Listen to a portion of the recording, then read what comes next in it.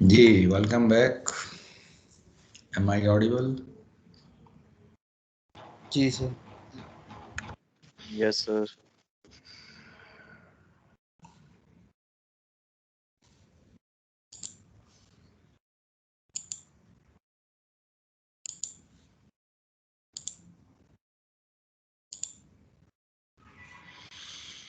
Screen नजर आ रही है?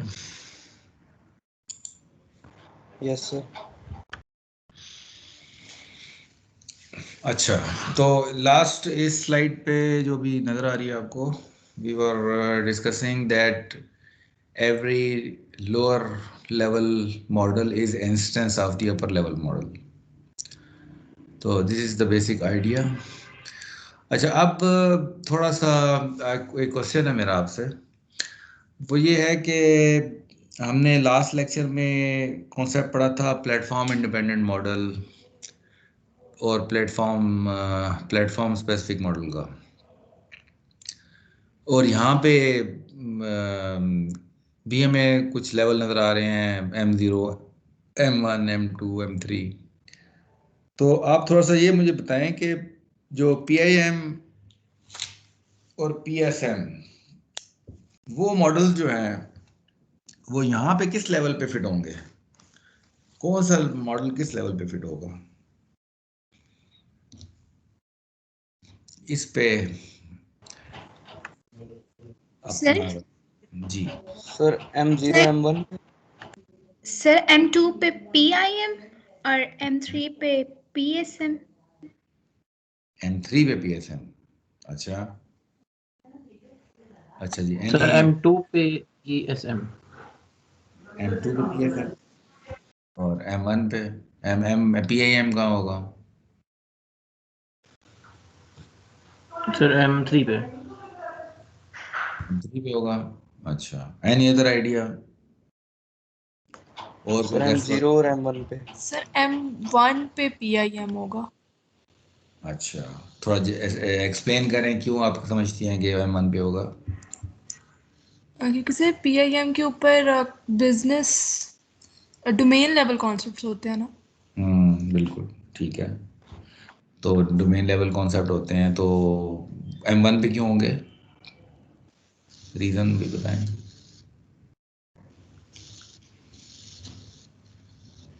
क्योंकि सर ये जो पर्सन है ये डोमेन लेवल का कॉन्सेप्ट है ना। ठीक है, यहाँ भी आपका आंसर ठीक है कि ये पर्सन डोमेन लेवल का कॉन्सेप्ट है। तो PSM के बारे में क्या ख्याल है फिर? सर वो M0 पे होगा, इम्प्लीमेंटेशन वहाँ पे हो रही है। M0 पे होगा। अच्छा, जी सर लेकिन M0 आपने कहा था ना कि M0 तो है एग्जीक्यूशन का लेवल है, ये बेसिकली मॉडलिंग का लेवल नहीं है, इसलिए हम कई दफ़ा इसको 3+1 भी कहते हैं। ऊपर के जो 3 लेवल है M3, M2, M1, ये मॉडलिंग के लेवल है। ये एग्जीक्यूशन लेवल है, जब आपका एक्चुअल एग्जीक्यूशन हो रही होती है तो उस वक्त जो भी एक्टिविटी होती है, जो इंस्टेंसेस क्रिएट हो रहे होते हैं रन टाइम पे, ये रन टाइम का लेवल है M0। ये हमने डिस्कस किया था। तो इस सिचुएशन में एनी अदर गैस?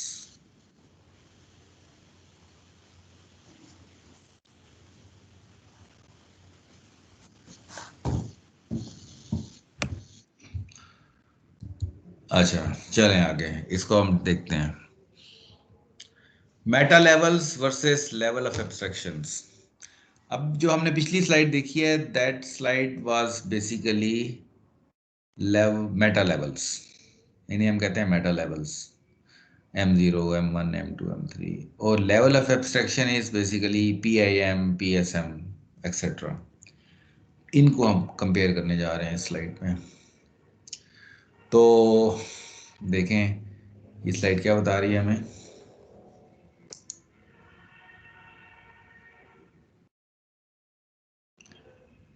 पहली बात तो है कि यूज़र यूज़र जो काम कर रहा होता है ना, वो M1 लेवल पे काम कर रहा होता है मोस्ट ऑफ द टाइम। तो आप अगर UML के अंदर PIM बनाएंगे तो आप बेसिकली M1 लेवल पे बनाएंगे, क्योंकि UML का जो कैनवस है वो M1 लेवल का कैनवस होता है। तो अगर हम UML यूज़ करते हैं जो कि एक standard industry standard modelling language है, तो हम PIM जब बनाएंगे तो हम M1 लेवल पे बनाएंगे।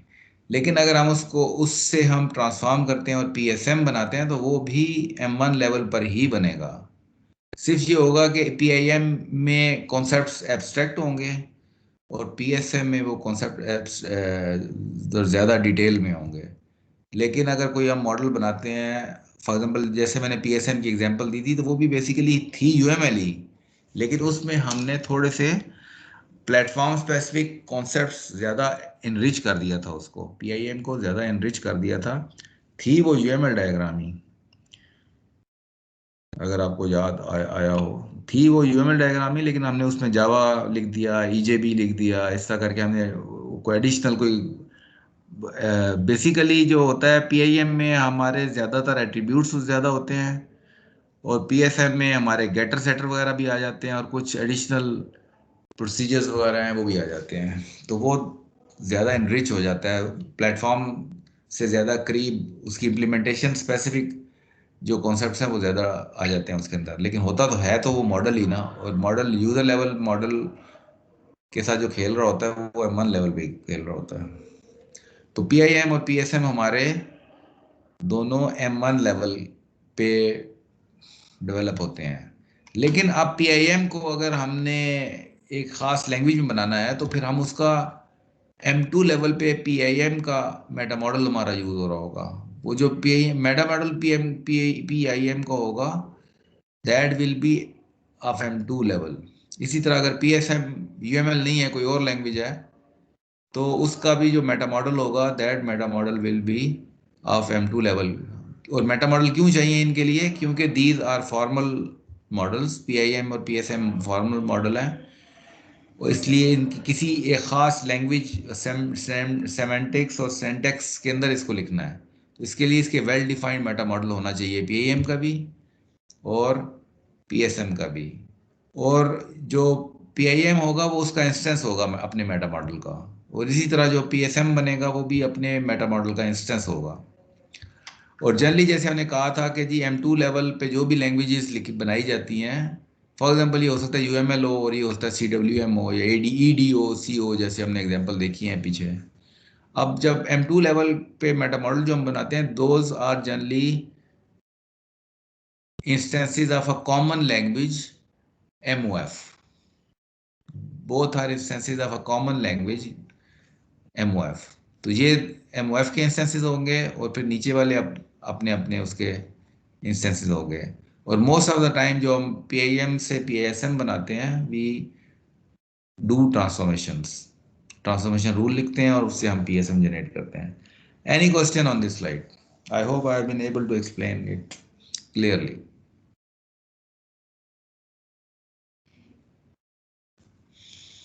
ये खामोशी है, एक खामोशी सी खामोशी है जी। क्या आवाज ही नहीं आई? क्या कहा? क्लियर है? हाँ सर, क्लियर है सर, मैं समझ आ गई है सर। ठीक है। सर ये PSM बेसिकली कोड जनरेट कर रहा होता है या फिर सिर्फ बेसिक कंस्ट्रक्ट जनरेट कर रहा है जिसकी वजह से वो M1 पे है? PSM भी एक मॉडल ही जनरेट होगा। PSM से बनता है प्लेटफॉर्म स्पेसिफिक मॉडल। ये भी मोस्ट ऑफ द टाइम ये भी ग्राफिकल मॉडल ही होगा, लेकिन इस मॉडल से आगे कोड जनरेट करना आसान हो जाता है, क्योंकि आपने इसके अंदर प्लेटफॉर्म स्पेसिफिक जिस जिस प्लेटफॉर्म का कोड जनरेट करना है उससे स्पेसिफिक कॉन्सेप्ट हमने ज़्यादा डाले होते हैं। तो हम जनरली दो लेवल पे ट्रांसफॉर्मेशन करते हैं। पहले हम PIM से PSM बनाते हैं, फिर हम PSM से कोड जनरेट करते हैं जो कि एग्जीक्यूट हो सके।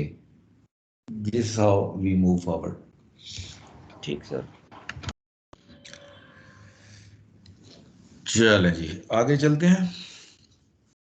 तो यहाँ तक आपको मैंने एक मेटा मॉडलिंग का कॉन्सेप्ट समझाया, और लेवल ऑफ एब्स्ट्रैक्शन और मेटा लेवल्स और इनका आपस में कंपैरिजन, इन दोनों में डिफरेंस क्या होता है, ये चीज़ एक्सप्लेन की है। Now we go. अब मैं MOF बड़ी देर से कर रहा हूँ, MOF मेटा ऑब्जेक्ट फैसिलिटी, इसको मैं थोड़ा सा एक्सप्लेन करने लगा हूँ, just to give you idea के MOF लेवल पे किस तरह कॉन्सेप्ट डिफाइन किए गए हैं, जो कि कॉमन कॉन्सेप्ट्स हैं और हर लैंग्वेज उसको यूज़ करती है, अपने अपने स्पेसिफिक कॉन्सेप्ट्स डिफाइन करने के लिए। तो this is the reason behind adding the slides. और ई कोर भी एक चीज़ होती है, ये भी मैं साथ आपको एक्सप्लेन करूँगा। तो सबसे पहले तो जो MOF की स्पेसिफिकेशन है, those are place on object management group, और ये उसका लिंक है, जो अब लिंक यहाँ पे ऊपर दिया गया है। इस लिंक से आप MOF 2.5 डाउनलोड कर सकते हैं। जब आप इसकी स्पेसिफिकेशन खोलेंगे तो आपको पता चलेगा कि इसके दो पार्ट्स हैं, एक एसेंशियल MOF है और एक कंप्लीट MOF है। दोनों मिलके ओवरऑल MOF को डिफाइन कर रहे होते हैं। One is essential MOF and other one is complete MOF। तो अब ई कोर क्या चीज़ है? E core is EMF. EMF stands for Eclipse Modeling Framework Meta Model. तो जो ई कोर है, एक्लिप्स, जो एक्लिप्स है, एक्लिप्स नाम सुना होगा, जो कि एक फ्रेमवर्क है, और हम जनरली प्रोग्रामिंग के लिए और मॉडलिंग के लिए इस फ्रेमवर्क को यूज़ करते हैं। ये और इसी तरह जैसे नेटबीन है, या जितने भी आजकल जो टूल्स बन रहे हैं, those are based on this 4 layer architecture. जो 4 लेयर आर्किटेक्चर पर भी मैंने आपको बताया है, ये these are based on this 4 layer architecture. इसमें चारों लेवल्स को सामने रख के, उन स्टैंडर्ड्स को सामने रख के जो मॉडर्न टूल्स बन रहे हैं वो बनाए गए हैं, और Eclipse is also one of those tools. तो एक्लिप्स में E core is approximately same as EMOF। अब क्योंकि उस एक स्टैंडर्ड, किसी स्टैंडर्ड को फॉलो करना था, तो एक्लिप्स ने जो अपना EMOF की इम्प्लीमेंटेशन है, उसको एक्लिप्स में ई कोर कहा जाता है। इसका मतलब है कि ई कोर इज जो इम्प्लीमेंटेशन है वो M3 लेवल है। MOF is M3 level. तो जो M3 लेवल का जो इम्प्लीमेंटेशन है एक्लिप्स के अंदर, it is called E core.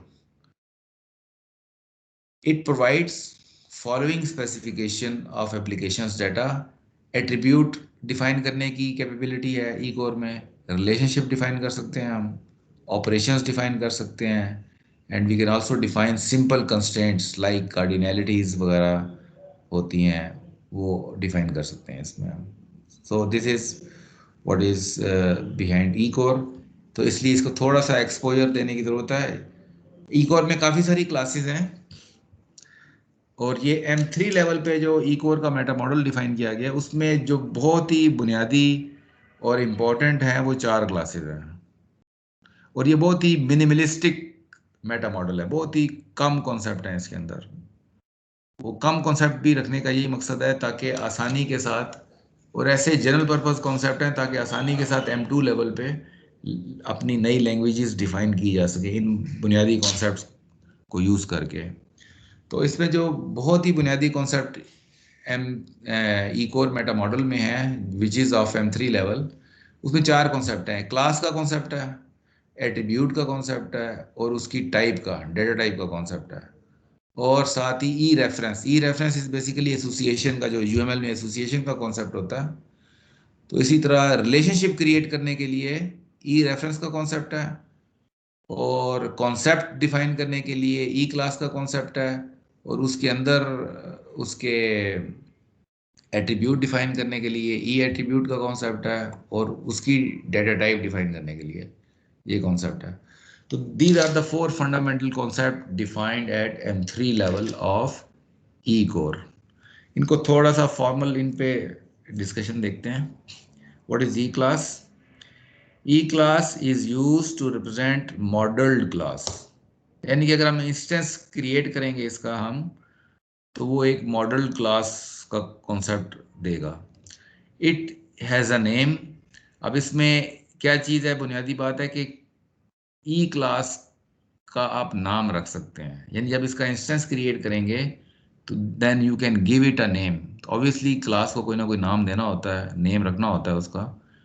तो ये कॉन्सेप्ट ये बता रहा है कि किसी भी क्लास का जब आप इंस्टेंस क्रिएट करेंगे M2 लेवल पे तो आप उसका कोई ना कोई नाम रख सकते हैं और उसकी टाइप स्ट्रिंग होगी। Secondly it has name and 0 और मोर एट्रीब्यूट्स। अब 0 और मोर एट्रीब्यूट्स कैसे पता चला हमें? क्योंकि ये एक रिलेशनशिप नजर आ रहा है आपको, और इसको हम इसी तरह रीड करेंगे कि ई क्लास कैन कंपोज 0 और मोर attributes. Similarly, E-class can compose or can contain 0 or more references. तो ये बेसिकली हम कुछ कंस्ट्रेंट्स डिफाइन कर रहे हैं M3 लेवल पे, या रिस्ट्रिक्शंस अप्लाई कर रहे हैं, कुछ नए कॉन्सेप्ट्स डिफाइन कर रहे हैं, फिर उन कॉन्सेप्ट्स की आपस में जो जो रिलेशनशिप है वो डिफाइन कर रहे हैं, और फिर उन रिलेशनशिप पे जो उनके लिमिटेशंस हैं या कंस्ट्रेंट्स हैं वो डिफाइन कर रहे हैं। फॉर एग्जांपल यहाँ पे अगर ये नाम ना डाला होता हमने, तो हम फिर ई क्लास का कोई हम नाम नहीं डिफाइन कर सकते थे, बिकॉज हमें यहाँ पे कैपेबिलिटी नहीं दी गई थी M3 लेवल पे। तो M2 लेवल पे फिर हम किसी भी ई क्लास के इंस्टेंस का नेम डिफाइन नहीं कर सकेंगे, तो ये हमें एक फैसिलिटी मिल रही है। इसी तरह अगर हम कर देते कि जी अगर यहाँ पे मैंडेटरी 1 कर देते हैं हम यहाँ पे, तो इसका क्या मतलब होता कि किसी भी क्लास में सिर्फ एक ही एट्रीब्यूट डिफाइन किया जा सकता है, तो एक ताकि रिस्ट्रिक्शन लग जाती कि जी एक से ज़्यादा एट्रीब्यूट आप डिफाइन नहीं कर सकते। इसी तरह के यहाँ पे 1 कर देते हैं या 1 और मोर कर देते हैं, तो इसका मतलब है कि लाजमी हमें एक कोई ना कोई एक रेफरेंस बनाना है, डिफाइन करना पड़ेगा ई क्लास के इंस्टेंस के साथ। इसी तरह आगे देखें, यहाँ पे मैंडेटरी 1 नजर आ रहा है आपको। तो बेसिकली हम क्या बता रहे हैं कि किसी भी एट्रीब्यूट का डेटा टाइप डिफाइन करनी ज़रूरी है। किसी भी एट्रीब्यूट का आपको उसका एट्रीब्यूट की type, for example E attribute, किसी भी एट्रीब्यूट की टाइप डिफाइन करनी ज़रूरी है। हम किसी भी एट्रीब्यूट को बगैर टाइप के डिफाइन करेंगे तो then it will be a validation error. तो उस मॉडल में एरर आएगी कि वो आपने क्यों नहीं आपकी एट्रीब्यूट डिफाइन किया। ठीक है, तो ई क्लास की कुछ रूल्स हैं जो हमने इस एक स्टेटमेंट में टेक्सचुअली लिखे हैं। Secondly, if we talk about E attribute is used to represent modelled attribute. तो किसी भी एट्रीब्यूट को डिफाइन करने के लिए ये क्लास डिफाइन की गई है M2 लेवल पे। Attributes have a name and a type. तो एट्रीब्यूट का नाम भी है और उसकी कोई ना कोई टाइप डिफाइन करनी होगी हमें। Third is E data type. E data type is used to represent type of an attribute. A data type can be primitive type like integer, float, or an object type like Java utility date। तो इसका ये मतलब हुआ कि हम ये data type कोई normal primitive type भी हो सकती है और कोई क्लास टाइप भी हो सकती है। तो ये डेटा टाइप की कैपेबिलिटी है। आखिरी रह गया E reference. E reference is used to represent one end of an association. ठीक है, यूएमएल में एसोसिएशन में 2 एंड होते हैं, दोनों हर एंड एक क्लास के साथ अटैच होता है। तो ये किसी एक एंड को रिप्रेजेंट कर रहा होता है E reference, and it is one end of association between classes. It has name, ये आपको नाम नजर आ रहा है, and a boolean flag to indicate if it represents containment. तो ये देखें, कंटेनमेंट को आप या तो ट्रू डिफाइन कर सकते हैं या फॉल्स। अगर कंटेनमेंट को आपको ट्रू डिफाइन करेंगे तो ये आपको ये बेसिकली ये आपको जो हॉलो आपको नज़र आ रहा है, फील्ड डायमंड नज़र आ रहा है आपको। फील्ड डायमंड कब होता है? जब कंटेनमेंट ट्रू डिफाइन करेंगे तो, और अगर ये फॉल्स करेंगे तो ये कंटेनमेंट ख़त्म हो जाएगी, ये इस तरह हो जाएगा जैसे ये आपको नज़र आ रहा है। तो बेसिकली जो ई रेफरेंस है इसका ये ई रेफरेंस का एक तरह का इंस्टेंस है। ये जो एरो नजर आ रहा है आपको, it is an instance of E reference, क्योंकि हमने कहा है कि M3 लेवल पे ये अपने आप को खुद डिफाइन कर रहा होता है। इसी तरह all these relationships are instances of E reference. तो ई रेफरेंस को भी डिफाइन करते हुए हम इसी के इंस्टेंसेस को यूज कर रहे हैं। तो किसी भी ई रेफरेंस की टाइप डिफाइन करनी भी जरूरी है, मैंडेटरी है, और उसकी टाइप हमेशा कोई क्लास ही होगी। जैसे इस ई एट्रीब्यूट की टाइप ई एट्रीब्यूट है, इस ई एट्रीब्यूट टाइप की जो टाइप है ये ई डेटा टाइप है, इस ई रेफरेंस की टाइप क्लास टाइप है, ई क्लास टाइप है। तो एवरी ई रेफरेंस जो जिसके साथ वो कनेक्ट होता है, अटैच होता है, वो उसकी टाइप बन जाती है। तो इससे एट्रीब्यूट इसका कनेक्ट हुआ तो इसकी टाइप बन गई ई एट्रीब्यूट, इस ई रेफरेंस इसका कनेक्ट हुआ तो इसकी टाइप बन गई ई रेफरेंस। तो this is what I am trying to explain के ये जो M3 लेवल है इट इज सेल्फ डिस्क्राइबिंग, ये अपने आप को खुद डिस्क्राइब कर रहा होता है। तो बुनियादी तौर पे इन यही 4 कॉन्सेप्ट्स, मैंने बाकी कॉन्सेप्ट्स तो MDSC के कोर्स में फिर हम ज़्यादा डिटेल में जाते हैं, लेकिन SDA में सिर्फ just to give you the idea कि M3 लेवल पे जब हम कहते हैं कि कोई कॉन्सेप्ट होते हैं तो वो कॉन्सेप्ट किस किस्म के होते हैं। तो simply it is a class diagram M3 level पे, और हमने कुछ 4 कॉन्सेप्ट्स डिफाइन किए हैं, और कॉन्सेप्ट्स भी हैं लेकिन बुनियादी तौर पे ये 4 कॉन्सेप्ट्स हैं। फिर उनके आपस में रिलेशनशिप्स हैं, फिर उन रिलेशनशिप्स पर कंस्ट्रेंट्स हैं, कहीं पे 1 का कंस्ट्रेंट लगा हुआ है आपको, कहीं पे 0 और मैनी है, तो ये कंस्ट्रेंट्स हैं। तो ये सारी चीज़ें, इसको हम रूल्स भी कहते हैं कि class diagram has capability of defining static rules. तो एक तरह के स्टैटिक रूल्स हमने डिफाइन किए हैं with the help of class diagram. Any question on this E core Meta model? पिछली स्लाइड ये वाली थी जो भी दिखा रहा हूँ आपको, और अगली स्लाइड ये थी। तो 2 स्लाइड्स में मैंने आपको M3 लेवल पे कॉन्सेप्ट्स किस तरह डिफाइन किए जाते हैं वो मैंने एक्सप्लेन करने की कोशिश की है। तो any question on these 2 slides?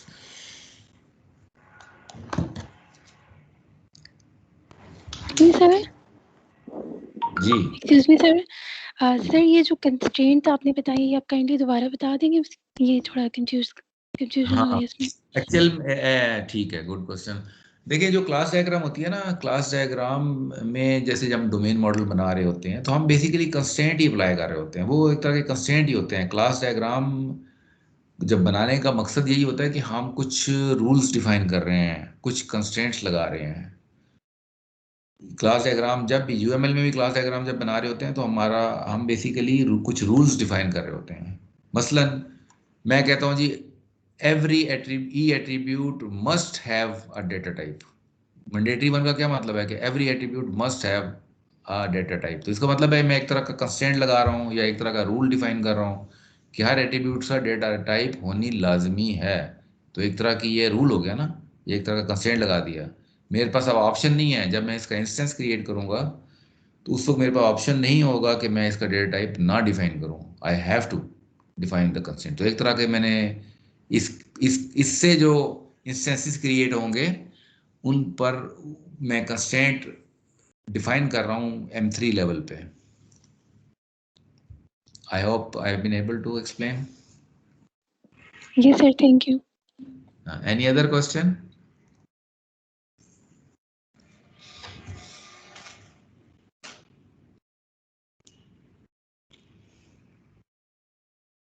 सोच शर्माए नहीं, कोई सवाल है तो कर लेना।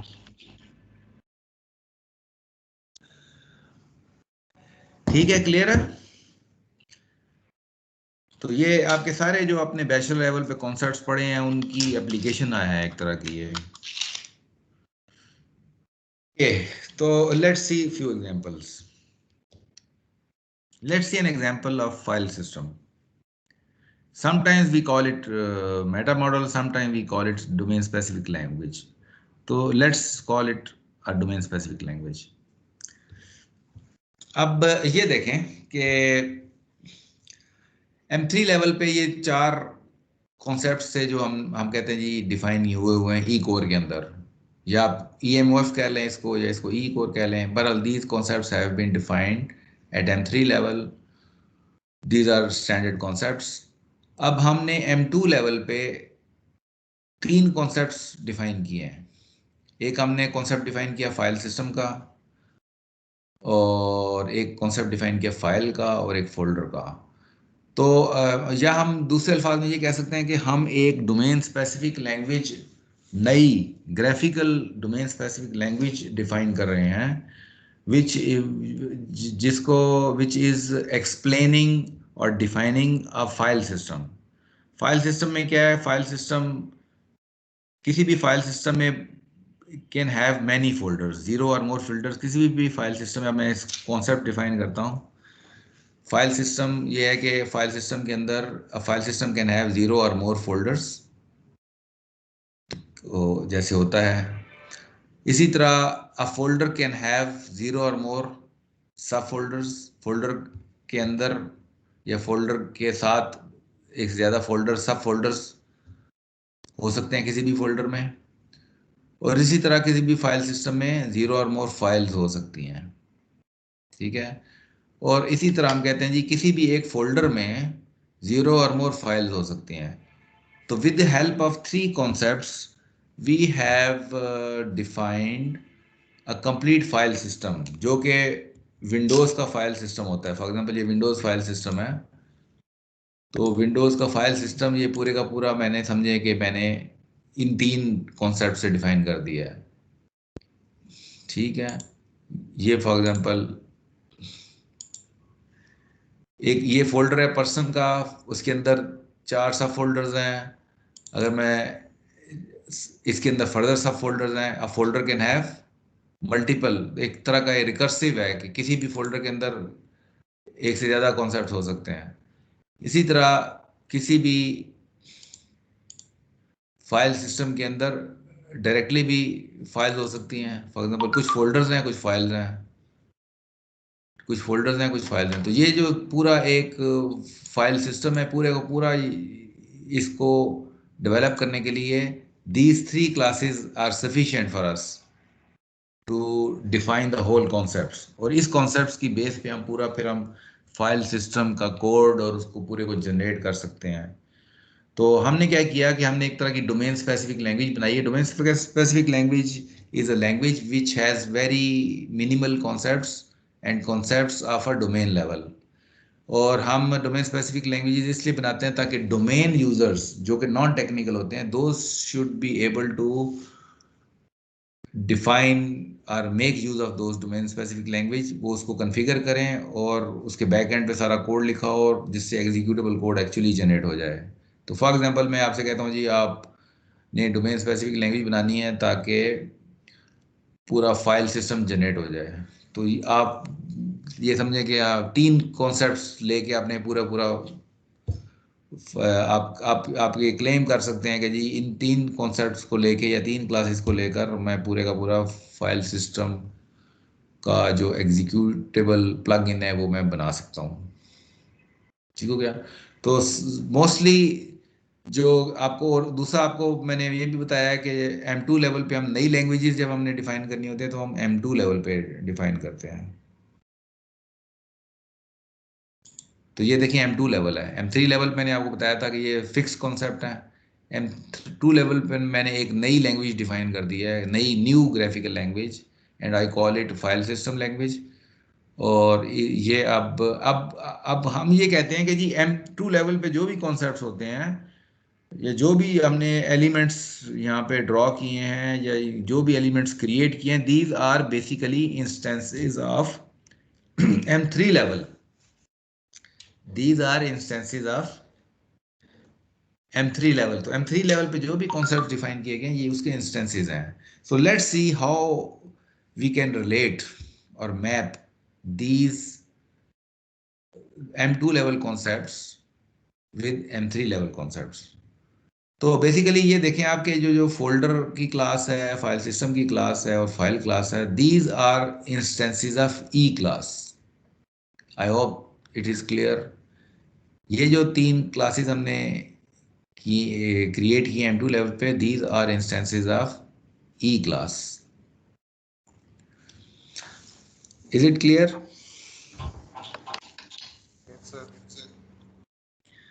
क्यों जी? Yes sir. अच्छा, And what about this? These four relations are instances of E reference. Yes, sir. Yes. ठीक है. And these two attributes, name attributes, one in folder and one in file, these are instances of E attribute. Yes, sir. Yes, sir. And their data type, which is E string, is instance of E data type. जी sir. जी. जी. तो अब यहाँ आपको idea हुआ होगा कि जो ज़बानी जमा खर्च पिछली स्लाइड्स पे मैं कर रहा था कि इंस्टेंसेस की बात कर रहा था. Now I have actually demonstrated you how these instances, these M2 level concepts become instances of M3 level concepts. आगे देखें, if we try to relate M2 with M1, तो यहाँ पे अब हमने एक्चुअली मैंने ये किया कि क्योंकि मेरे पास DSL अवेलेबल है, फाइल सिस्टम DSL, अब मैंने एक्चुअल इंस्टेंस क्रिएट किया. तो मैंने क्या किया कि मैंने एक फोल्डर क्रिएट किया कर रहा हूँ, मैं 2 सब फोल्डर क्रिएट कर रहा हूँ और उनके दरम्यान रिलेशनशिप भी है. और फिर सब फोल्डर 1 में 2 फाइल्स रखी हैं और सब फोल्डर 2 में 2 फाइल्स रखी हैं. ठीक है. तो it can be, we can have 3 सब फोल्डर्स, वी कैन हैव 4 सब फोल्डर्स. तो एक स्पेसिफिक इंस्टेंस या स्पेसिफिक एक स्ट्रक्चर है which has been created from M2 level. M2 level एक स्टैंडर्ड स्ट्रक्चर है, फिक्स स्ट्रक्चर है. उससे हम कई किस्म के स्ट्रक्चर M1 लेवल पे क्रिएट कर सकते हैं. So M1 is again conceptually an instance of M2 level DSL. अगर हम इसको DSL कहें, डोमेन स्पेसिफिक लैंग्वेज, तो इसके हम मल्टीपल इंस्टेंसेस क्रिएट कर सकते हैं. It is one example of an instance. तो अब ये भी इंस्टेंसेस हैं, तो हम how can we relate these. तो यहाँ पे भी आपको नजर आ रहा है कि ये जो 3 फोल्डर क्रिएट किए हैं, ये बेसिकली इंस्टेंसेस हैं फोल्डर के, जो कि M2 लेवल पे कॉन्सेप्ट हमने डिफाइन किया था. इसी तरह ये जो फोल्डर टू फोल्डर रिलेशनशिप है, फोल्डर टू फोल्डर रिलेशनशिप 2 है यहाँ पे. These are instances of this particular folder to folder reference. Similarly files, 4 files are in 4 folder to file relationships are instances of this E reference, folder to file E reference, and 4 files are instances of file, this particular file class. Any question at this point? No sir. No sir. ठीक है. तो यहाँ तक आपको concept समझ में आ गया कि जी इंस्टेंसेस की जब हम बात कर रहे होते हैं तो एक्चुअल वाकई इंस्टेंसेस क्रिएट हो रहे होते हैं मॉडलिंग में, और किस तरह क्रिएट हो रहे होते हैं. Now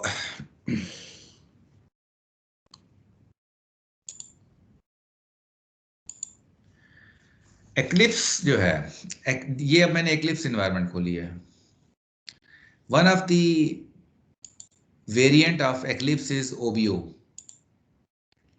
it is OBO designer community free है. ये इसका वर्जन आपको नजर आ रहा है 11.3.2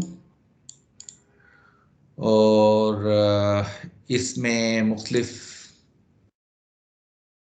इसमें देखें बहुत सारे प्लगइन्स इंस्टॉल्ड हैं और इसमें हम M2 लेवल की डायग्राम्स बना सकते हैं. फॉर एग्जाम्पल आपको ये एक नजर आ रही है diagram, you can call it DSL. एक हमने ये फैमिली DSL बनाई हुई है. हम कहते हैं जी किसी भी एक फैमिली में के मेंबर्स होते हैं, persons can be either women or a man, and a person can have 0 or 1 mother and it can have 0 or 1 father. और फिर एक सेल्फ रिलेशन नजर आ रहा है आपको कि किसी भी पर्सन के 0 और 2 पेरेंट्स हो सकते हैं अलाइव, और किसी भी पेरेंट के 0 और मोर चिल्ड्रन हो सकते हैं। तो हमने एक फैमिली का कॉन्सेप्ट डिफाइन किया है M2 लेवल पे। So this is a class diagram, sort of class diagram, but not geometric class diagram. लेकिन ये क्लास डायग्राम है, कॉन्सेप्ट उसी तरीके से डिफाइन किए गए हैं। और हमने एक फैमिली DSL बनाई है, a domain specific language which has capability of defining family, any family structure, चाहे 2 बच्चों वाला हो या 1 बच्चे वाला हो या 10 बच्चों वाला हो, कोई भी फैमिली स्ट्रक्चर, किसी भी फैमिली को हम इस DSL के जरिए M1 लेवल पर डिफाइन कर सकते हैं। This is M2 level. और अगर हम इसका इंस्टेंस क्रिएट करें तो M1 लेवल पे हम कई जिस तरह की मर्जी चाहे फैमिली क्रिएट कर सकते हैं। लेकिन ऑब्वियसली कुछ फंडामेंटल कंस्ट्रेंट्स यहाँ पे फिट किए हैं हमने। यानी कंस्ट्रेंट क्या है, किसी भी पर्सन के अगर वो चिल्ड्रन रोल में है तो उसके 2 से ज़्यादा पेरेंट नहीं हो सकते। ठीक है, इस तरह हमने ये कहा कि जी किसी भी बंदे का, किसी भी पर्सन का 1 से 0 और 1 फादर होगा, 1 से ज़्यादा नहीं हो सकते, मदर 1 से ज़्यादा नहीं हो सकती। तो एक तरह के हमने कंस्टेंट्स लगाए हुए हैं। फिर हम कह रहे हैं जी person by itself is an abstract concept. इसके जो कंक्रीट कॉन्सेप्ट है, स्पेशलाइज कॉन्सेप्ट जो है, वो एक वुमेन है और एक मैन है, क्योंकि there is a generalisation symbol कि जी पर्सन की स्पेशलाइज क्लास है वुमेन और मैन, और ये कंक्रीट क्लास है और ये एब्स्ट्रैक्ट क्लास है। तो इसका मतलब है कि पर्सन का जब इंस्टेंस क्रिएट होगा, either it will be instance of woman or it will be instance of man. Any question in this discussion?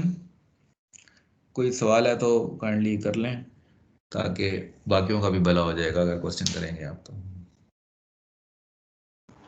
No sir.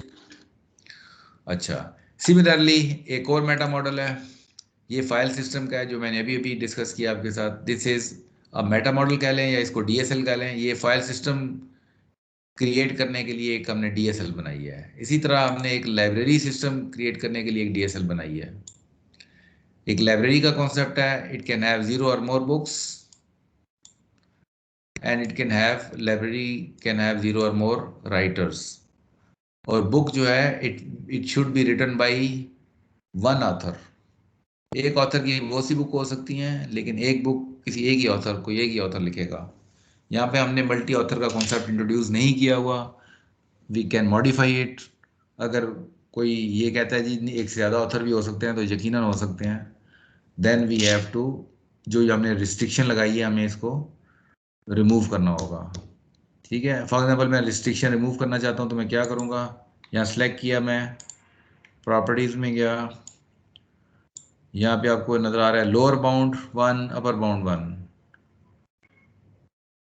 ठीक है, तो मैं इसको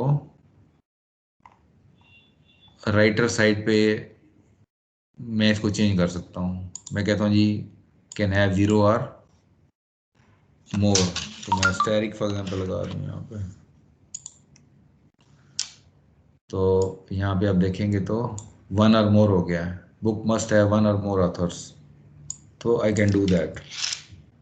तो बेसिकली कॉन्सेप्ट्स हमने सोचने होते हैं। कॉन्सेप्ट सोच के, तो आपने जैसे रिसर्च पेपर लिखने हैं तो आपने कॉन्सेप्ट सोचने हैं, कॉन्सेप्ट सोच के आपने, लेकिन रीयूजेबल कॉन्सेप्ट होने चाहिए। कॉन्सेप्ट रीयूजेबल होने चाहिए, ये नहीं हो कि एक पर्टिकुलर जगह पे यूज हो और एक ही मॉडल बने। जैसे ये लाइब्रेरी है तो हर किस्म की लाइब्रेरी, जैसे ये फाइल सिस्टम है या बेसिक फैमिली है तो मैं किसी किस्म की भी फैमिली इससे क्रिएट कर सकता हूँ। तो ये एक तरह का जेनेरिक कॉन्सेप्ट है जिसमें किसी भी तरह की फैमिली फिट हो सकती है। इसी तरह आपने भी कॉन्सेप्ट डिफाइन करने हैं। तो आपके रिसर्च पेपर में बेसिक आपका बुनियादी काम यही है, कोडिंग बोर्डिंग इतना काम नहीं है आपका। आपने कोई नया आइडिया लेना है, उस नई आइडिया के कुछ कॉन्सेप्ट्स डिफाइन करने हैं कि जी ये एक आइडिया और इसमें मैं समझता हूँ कि ये कॉन्सेप्ट इसके इस तरीके से आपस में रिलेट करेंगे और ये कॉन्सेप्ट्स होने चाहिए और ये कॉन्सेप्ट्स आपस में इस तरह रिलेट होने चाहिए, तो हम किसी भी तरह की सिचुएशन को हैंडल कर सकते हैं। This is what is the purpose कि आप जब रिसर्च पेपर लिखें तो इस तरह कोई एक कॉन्सेप्ट डिफाइन करें, उसका मेटा मॉडल बना लें, जैसे ये मेटा मॉडल बना हुआ है। उसको फिर एक्सप्लेन किया जा सकता है मुख्तलिफ तरीक़ों से कि जी ठीक है जी अब ये यूज़ कैसे होगा। तो एक आधी केस स्टडी आ जाती है कि इसको इस तरीके से इसके डिफरेंट सिचुएशन में, डिफरेंट सिनेरियोज में इसको यूज़ किया जा सकता है। तो इसलिए मॉडल ड्रिवन में पेपर निकालने आसान होते हैं, इसीलिए हमारे तकरीबन 50% से ज़्यादा स्टूडेंट्स के कॉन्फ्रेंस पेपर निकल जाते हैं। ठीक है, इस तरह की ये देखें, ये एक ट्रिप मार्टा मॉडल है। ट्रिप मार्टा मॉडल ये बता रहा है कि जी किसी भी ट्रिप पे हम या कार यूज़ करेंगे या वैन यूज़ करेंगे। We can use vehicle. ये vehicle is abstract concept, abstract class है, तो कंक्रीट क्लास कार होगी या वैन होगी। ट्रिप मॉडल में किसी भी जगह का ट्रिप होगा, और ट्रिप में एक तो ड्राइवर मैंडेटरी है, यहाँ पे नज़र आ रहा है आपको, और इट कैन हैव 0 और मोर पैसेंजर्स। और ये पर्सन 2 रोल में काम कर रहा है, ड्राइवर रोल में पर्सन क्लास काम कर रही है, और पैसेंजर रोल में पर्सन क्लास, 2 रोल्स में एक्टिव है, यहाँ पे हमने डिफाइन किया है। तो इसी तरह ये मॉर्गेज का कॉन्सेप्ट है। आपने फॉर एग्जांपल मॉर्गेज लिया है, तो आप मॉर्गेज सिस्टम है कि जी any house can be mortgaged by a person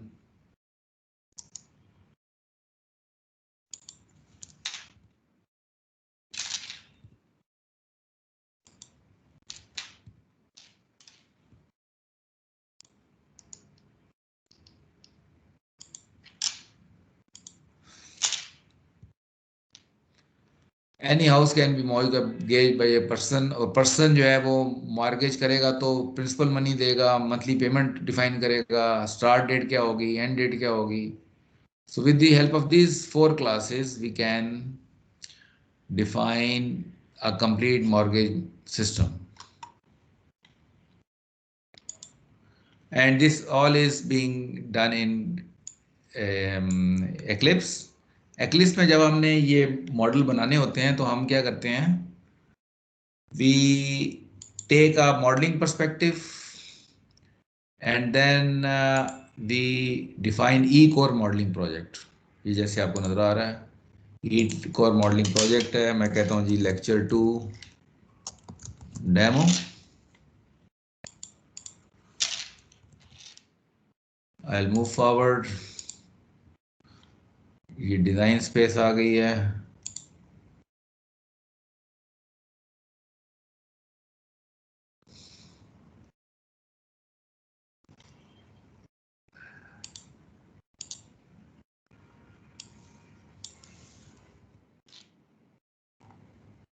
lecture 2 demo का है, ये है लेक्चर 2 डेमो। और ये इसका वो पैलेट खुल गया है, यहाँ मैं क्लासेस क्रिएट कर सकता हूँ। ये मैं नई क्लास क्रिएट की है। दिस इज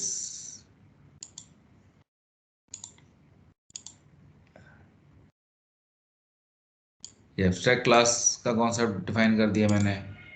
मैं इसमें एट्रीब्यूट क्रिएट कर सकता हूँ, इसमें मैं ऑपरेशन क्रिएट कर सकता हूँ। तो दिस हाउ वी मॉडल। तो इस तरह हम बना लेते हैं, और फिर हम इसमें अगर मैं ये सेव करूं, एक मिनट, मैं एक इसमें रिलेशन भी डाल देता हूं। कंपोजिशन, इसकी प्रॉपर्टीज यहां से नीचे से सेट कर सकता हूं मैं। ठीक हो गया। जब सेव हो गया, फिर मैं इसका M1 लेवल का इंस्टेंस क्रिएट कर सकता हूं। वो कैसे क्रिएट करूंगा मैं? Dynamic instance.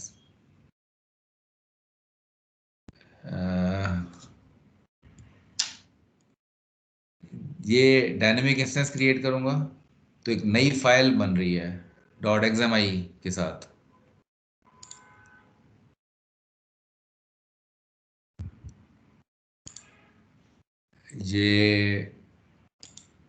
ये नई क्लास बन गई है।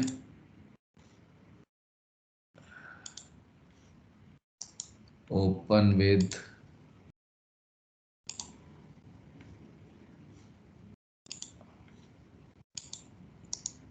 ये, क्योंकि अभी मैंने मॉडल सही तरह नहीं बनाया, दोबारा इससे M1 लेवल के हम ट्री व्यू का इंस्टेंस बना लेते हैं, क्योंकि मैंने वो प्रॉपर नहीं उसको बनाया। कहीं और से डेमो देता हूँ आपको। फॉर एग्जाम्पल ये फाइल सिस्टम है, फाइल सिस्टम का मैं इंस्टेंस अगर क्रिएट करना चाहता हूँ तो डायनेमिक इंस्टेंस,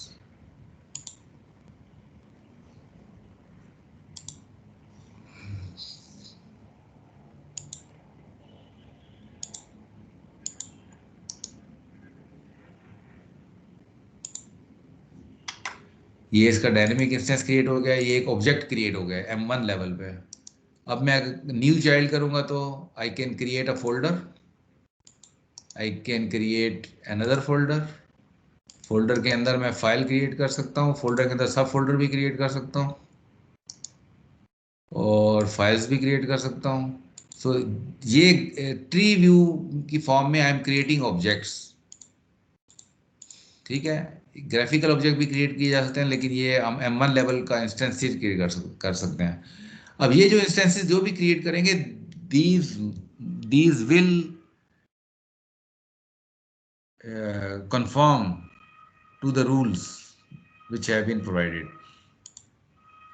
ये फोल्डर है, फोल्डर के अंदर मैं फोल्डर डाल सकता हूँ क्योंकि मुझे अलाउ किया गया है मेटा मॉडल पे।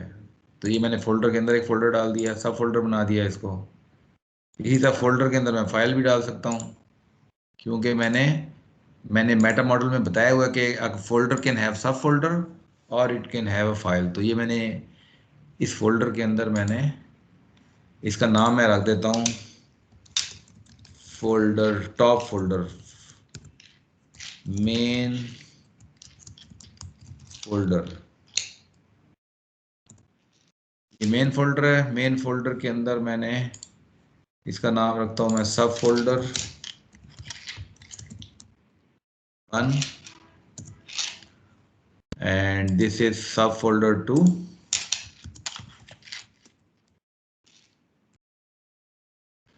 और ये मेन फोल्डर में अभी मैंने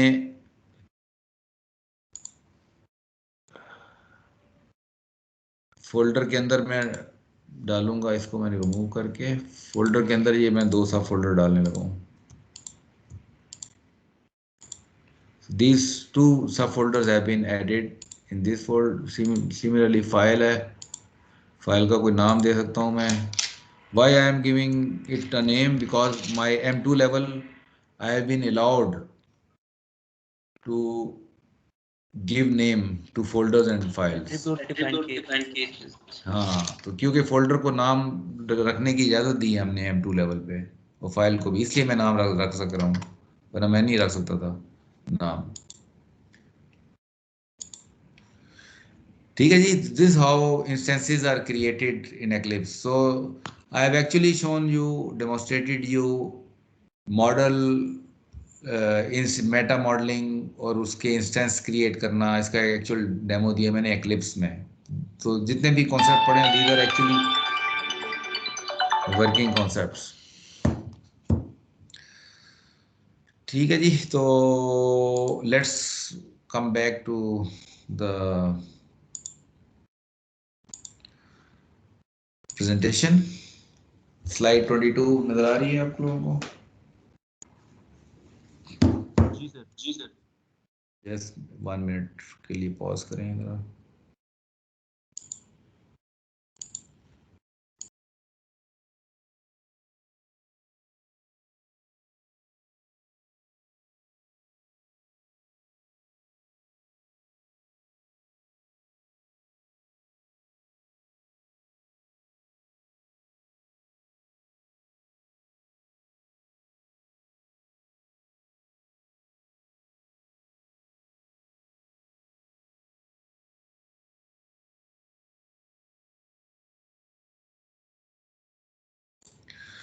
अच्छा जी, तो अब मैंने आपको डेमोन्स्ट्रेट भी किया है, तो ये उसकी स्लाइड्स लगाई हुई हैं कि if you want to create an E core class diagram then we can take E core modelling project लेके, इसमें डायग्राम एरिया है, ये आपका पैलेट का एरिया है, प्रॉपर्टीज व्यू है, इसका मॉडल के इंस्टेंस भी आपको एक क्रिएट करके मैंने दिखाया है। दिस इज अ DSL, ये मैंने आपको बताई थी। This we call it trip DSL, ये भी मैंने आपको वहाँ पे दिखाई है खोली हुई। ये आप देखिए हम इंस्टेंस क्रिएट कर रहे हैं। इंस्टेंस इस तरह भी क्रिएट कर सकते हैं। एक तरीका मैंने वो बताया आपको कि यहाँ से आप ले लें डायनेमिक वाला जो है, यहाँ से ले लें या आप यहाँ से ले लें। यहाँ से कैसे लेंगे ये भी मैं दिखाता हूँ आपको।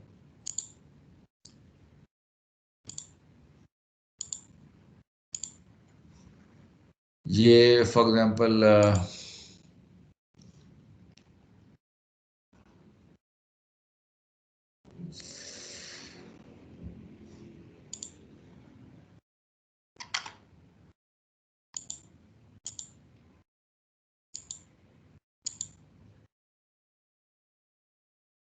ये फाइल सिस्टम में मैं अगर राइट क्लिक करूंगा तो यहाँ पे क्रिएट डायनेमिक इंस्टेंस आ रहा है।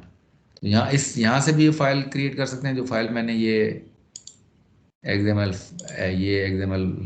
ये XML फाइल है, ये this is for instance file system dot XMI। ये इंस्टेंस क्रिएट करने के लिए है। ये हमने file system create dynamic instance, एक ये तरीका है यहाँ से। तो ये इस तरीके से आपका एडिटर होता है। ये होता है, इसको खोलते हैं हम sample reflective V core model editor, इसके अंदर खोलते हैं हम। तो ये इस एडिटर में खुला हुआ है। Here we can add various instances, siblings add कर सकते हैं। तो ये सब कुछ है। अच्छा, और ये इंस्टेंसेस क्रिएट हुए हैं ट्रिप मॉडल में। 2 कार्स के इंस्टेंसेस क्रिएट किए हैं, 2 ट्रिप्स इंस्टेंसेस हैं, 3 पर्सन इंस्टेंसेस हैं। And name of this file is trip model dot XMI। Generally जब हम इंस्टेंस क्रिएट करते हैं तो जो टॉप लेवल क्लास होती है उसका इंस्टेंस क्रिएट करते हैं। फॉर एग्जांपल यहाँ पे trip model class is the top level class. इसमें it is composing person class, it is composing trip class, it is composing vehicle class, and this car is specialisation of vehicle, इसलिए ये automatically इसमें compose assume होगी।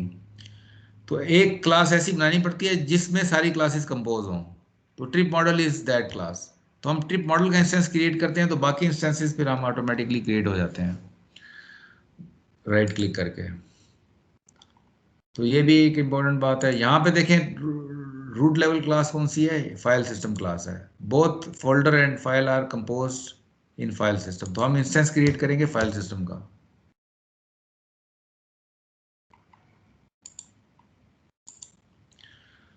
Okay, now let's see another example, family. Family मैंने meta model आपसे discuss कर लिया था और मैंने आपको अब मेटा मॉडल, जो फैमिली मेटा मॉडल है, इसको हम ग्राफिकली भी बना सकते हैं, किसी को भी बना सकते हैं। किसी भी M2 लेवल के मेटा मॉडल से हम एक ग्राफिकल एडिटर पूरा बना सकते हैं M1 लेवल पे। अभी मैंने आपको जो एग्जांपल दिया है, जो यहाँ पे एग्जांपल दी है मैंने आपको, ये ट्री व्यू है। ट्री की फॉर्म में ये चीज़ें क्रिएट हो रही हैं। आई एम क्रिएटिंग फोल्डर्स, ये ट्री व्यू है, it is not a graphical view.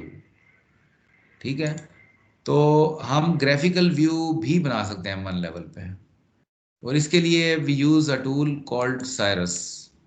Cyrus is a tool, some people pronounce it serious and some people pronounce it Cyrus. As a Pakistani, I don't like the word serious, so I'll call it Cyrus. ठीक है, कहीं आपको इधर उधर नजर आए तो serious भी कुछ लोग प्रोनाउंस करते हैं इसको, so I call it Cyrus. तो साइरस की कैपेबिलिटी ये है कि वो पूरा एक ग्राफिकल एडिटर आपको क्रिएट कर देता है। तो यहाँ पे अगर आप देखें तो इसमें आपको आइकॉन भी नजर आ रहे हैं। अगर मैं यहाँ पे राइट क्लिक करूँ तो ये न्यू चाइल्ड में I can create a man. ये एक मैन क्रिएट हो गया है। अगर मैं प्रॉपर्टी में जाऊँ तो I can give it some name. Man 9 name है, मैं कहता हूँ कि चले मैन 9 ही ठीक है, इसका मैन 9 है इसका। ये हो गया। इसी तरह आई कैन क्रिएट वुमेन, तो ये वुमेन है, इसका नाम मैं वुमेन एक्स नाम रख देता हूँ। तो ये देखें प्रॉपर्टी जो मैंने सेट की है, तो ये ट्री व्यू में आई कैन ऐड, लेकिन इसका इक्विवेलेंट ग्राफिकल एडिटर भी साइरस में जनरेट किया जा सकता है। For example I create a man from here, और ये मुश्किल नहीं है, आसान है, ये आसान है क्रिएट करना। ये मैन क्रिएट किया मैंने, ये मैंने वुमेन क्रिएट का इंस्टेंस क्रिएट किया। तो आप देखेंगे कि यहाँ भी ये वुमेन 7 है और ये मैन 10 है। तो मैं अभी सेव करूँगा तो ये ट्री व्यू में भी आ जाएगा। So this tree view and graphical view, these are in sync, आपस में सिंक होते हैं। ये मैन 7 और किधर चला गया, ऊपर चला गया, वुमेन एक्स,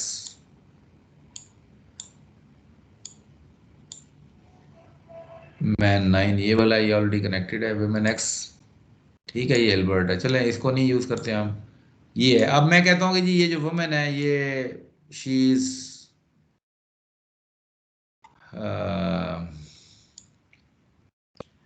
इसका जो फादर है ये मैन 9 है, वुमेन एक्स का फादर मैन 9 है। तो मैंने फादर का लिंक उठाया है, फादर का लिंक मैंने जोड़ दिया है, ठीक है। अब मैं कहता हूँ जी इसकी जो मदर है, इसकी जो इसकी मदर ये वुमेन 6 है। तो अगर मैं फादर का लिंक लगाने की कोशिश करूंगा तो it will not allow me. क्यों नहीं अलाउ करेगा मुझे? क्योंकि M2 लेवल पे हमने वो बताया हुआ है कि जी ये मदर का लिंक सिर्फ वुमेन इंस्टेंस के साथ लग सकता है, फादर के साथ नहीं लग सकता। ये कंस्ट्रेंट हमने वहाँ पे अप्लाई किया हुआ है M2 लेवल पे। That's why it is not allowing me here कि मैं विमेन जो मैं वुमेन का लिंक फादर का लिंक मैं वुमेन के साथ लगाऊं, यहाँ नहीं लगा सकता। I can only use mother link and attach it to the women,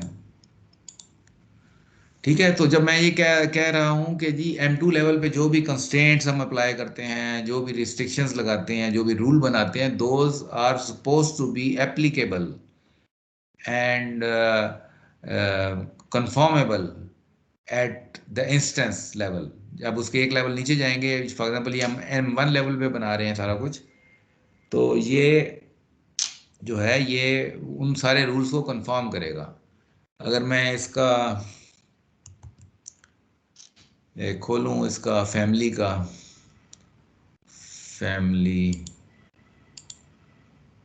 ये बेसिक फैमिली है। तो ये देखें जो फादर है, फादर इज ओनली फादर, मैं नहीं फादर हो सकता, ये हमने कंस्ट्रेंट लगाया हुआ है यहाँ पे। और वुमेन ही मदर हो सकती है, ये कंस्ट्रेंट लगाया हुआ है M2 लेवल पे। That's why these constraints are being followed at M1 level. So any question in this demo?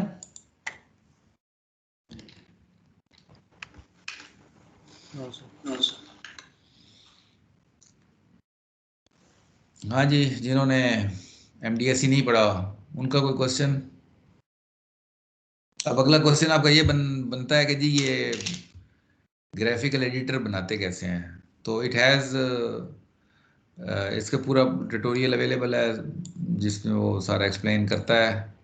और इसी की बात कर रहे थे वसीम साहब भी कि यासिर साहब ने अपना जो थीसिस किया है ना, वो साइरस एडिटर बनाया है उन्होंने। तो उनको हमने रिक्वेस्ट की थी कि आपको डेमोन्स्ट्रेट कर दें कैसे बनाया जाता है एडिटर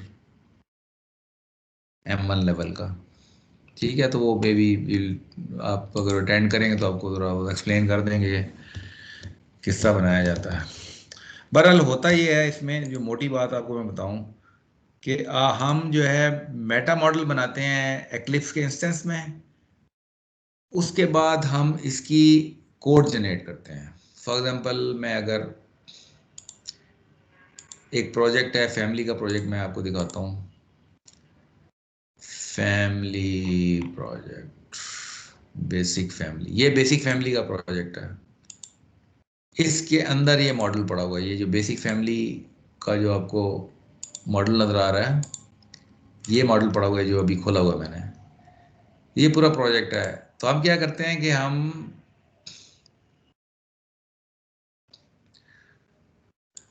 हम इसका कोड जनरेट करते हैं। तो इससे एडिट और एडिटर प्रोजेक्ट दो और बन जाते हैं। ये बेसिकली प्लग इन जनरेट हो जाते हैं इसके। तो हम प्लग इन जनरेट करते हैं। ये हम जेन मॉडल से, जेन मॉडल का भी मैं खोलूंगा ओपन विथ EMF जनरेटर। ये जेन मॉडल खोलते हैं हम। यहाँ से हम राइट क्लिक करके generate model code, generate edit code, generate editor code, generate all, generate test code. यहाँ से जब हम राइट क्लिक करके जनरेट ऑल करते हैं तो ये तीनों प्रोजेक्ट एडिट और एडिटर बन जाते हैं। इसमें प्लग इन पड़े होते हैं। इसके बाद हम ये करते हैं कि राइट क्लिक करके हम करते हैं run as Eclipse application. Run as Eclipse application. तो जो प्लग इन ये हम इसलिए करते हैं रन एज एक्लिप्स एप्लीकेशन के जो प्लग इन हम यहाँ पे जनरेट करवाए हैं हमने, वो जब हम पूरी एप्लीकेशन का इंस्टेंस क्रिएट करते हैं तो वो प्लग इन लोड हो जाते हैं उस इंस्टेंस पे। तो अब ये मैंने रन टाइम इंस्टेंस का खोला हुआ है, this run time eclipse application. ये रन टाइम इंस्टेंस में अब वो जो प्लग इन जनरेट किया हमने वो लोड हो जाता है यहाँ पे। जब वो लोड हो जाते हैं तो फिर हम ये फिर इसको मैनिपुलेट कर सकते हैं इंस्टेंस में, और यहाँ हम डिफरेंट इंस्टेंसेस क्रिएट कर सकते हैं, बाकी सारे काम कर सकते हैं।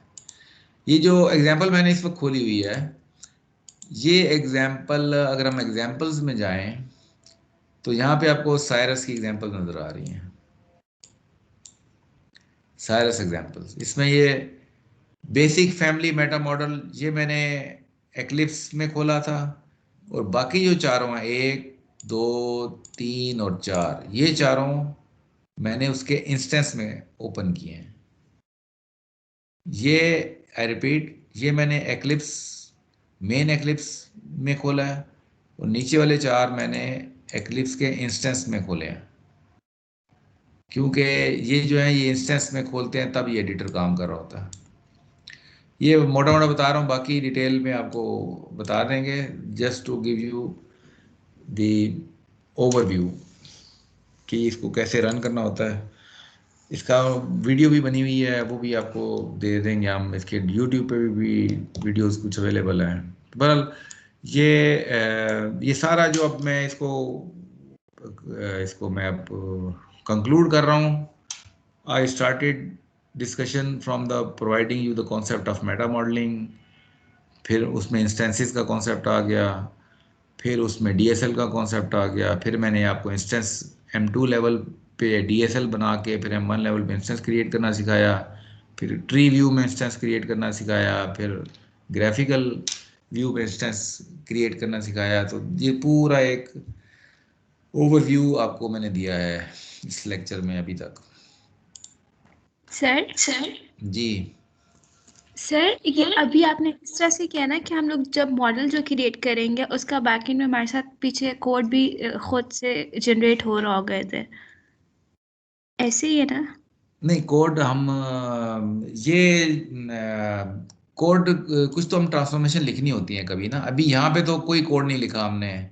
इंस्टेंस एडिटर में इंस्टेंस ऐसे ही बन जाते हैं, कोड नहीं लिखना पड़ता हमें। ठीक है, कुछ ये जो साइरस एडिटर है इसमें कोड नहीं लिखना पड़ता, बहुत मिनिमल सा कोड लिखना पड़ता है, कुछ OCL कंस्ट्रेंट डालने पड़ते हैं और बाकी सारी कॉन्फ़िगरेशन करनी होती है हमने, तो ये एडिटर बन जाता है। तो अब ये देखिए कितनी ये इम्प्रेसिव चीज़ है। मतलब आप फॉर एग्जाम्पल थीसिस कर रहे हैं और आप कहते हैं जी मैंने तो पूरा मॉडलिंग इन्वायरमेंट डेवलप की है, तो जो भी देखे वो देखता है, वो कहता है जी बड़ा इम्प्रेसिव काम किया हुआ है आपने एक्चुअली पीपल डोंट एक्सपेक्ट कि MS लेवल पे आप कोई लंबा चौड़ा कोड जनरेट करेंगे, लेकिन एक्चुअली ये एडिटर क्रिएट करना अगर ये हम इस टूल को ना यूज़ करें तो ये बहुत कम्प्लेक्स काम है। डीएसएल बनाना कोई आसान काम नहीं है, बहुत कम टाइम कंज्यूमिंग काम होता है। लेकिन ये it is such a nice tool कि हमें एक जनरल सा हम आइडिया कंसीव करते हैं, उसकी डीएसएल बनाते हैं, और उससे फिर हम वी कैन शो दोज को उनकी इम्प्लीमेंटेशन उस डीएसएल की कि जी कैसे चीज़ें चलेंगी, उसको हम वैलिडेशन कर सकते हैं एक एडिटर बना के। तो ये इसकी खूबसूरती है बेसिकली इस एडिटर की। ठीक है, वो कोड जब आप कोड जनरेशन आती है, जब ट्रांसफॉर्मेशन वगैरह हम करते हैं, तो वो उस लेवल पे मैं ऑब्वियसली डिस्कशन नहीं लेके जाऊंगा क्योंकि वो आपके स्कोप से बाहर है एसडीए में। Any other query, any other question? No sir, thank you. ठीक है, तो अब ये जो इन्वायरमेंट यूज मैं कर रहा हूँ जिस पे आपको डेमोस्ट्रेट किया अभी मैंने, दिस इज ओबियो डिजाइनर कम्युनिटी 11.3.2।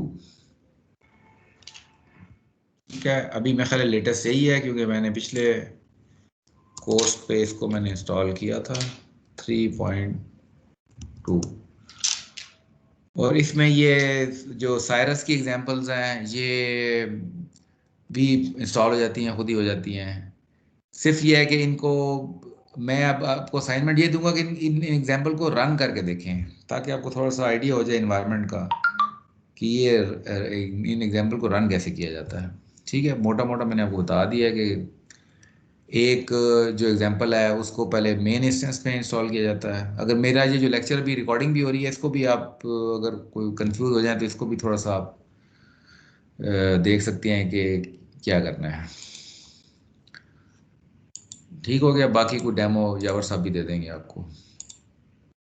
तो ये मेरी मैं यही चाहूँगा कि आप असाइनमेंट में ये जो एग्जांपल रेडीमेड दी है इसको आप रन करके देख लें, या एडिटर जनरेट इसके सीक्वेंसेस स्टेप्स आपको आइडिया होना चाहिए बस। तो इतना आइडिया हो तो एसडीए के लेवल पे इतना काफ़ी है आपके लिए।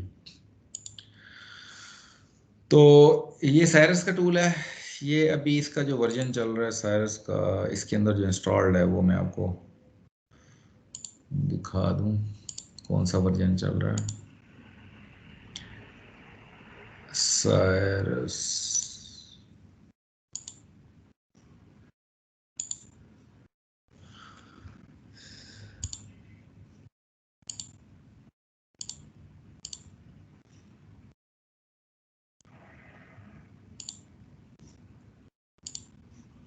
इसके अंदर ही इंस्टॉल हो गया है, अभी नज़र नहीं आ रहा है यहाँ से।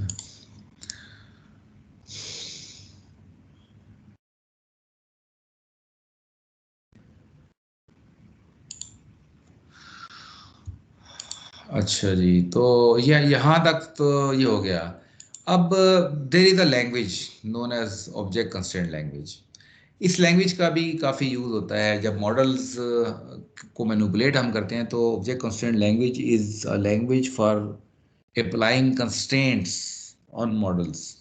एक तो यह है कि मैंने आपको बताया कि क्लास डायग्राम जब हम बनाते हैं तो हम कंस्ट्रेंट लगा रहे होते हैं, तो बिल्कुल वो कंस्ट्रेंट होते हैं, लेकिन कई दफ़ा कंस्ट्रेंट्स हमें कम्प्लेक्स लगाने पड़ जाते हैं।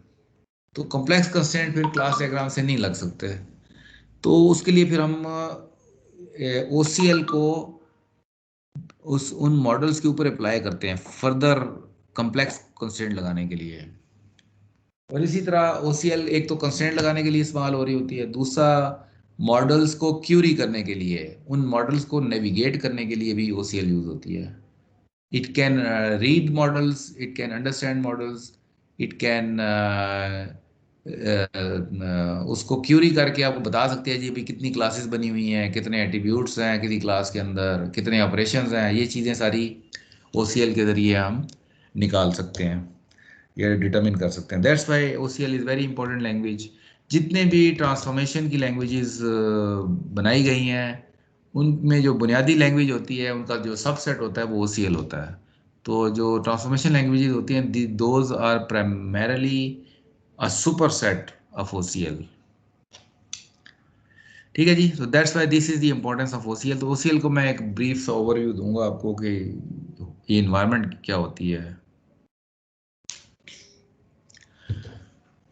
So object constraint language is a standardized. ये भी OMG ने स्टैंडर्डाइज किया हुआ है इसको। OMG ने इसको स्टैंडर्डाइज किया है।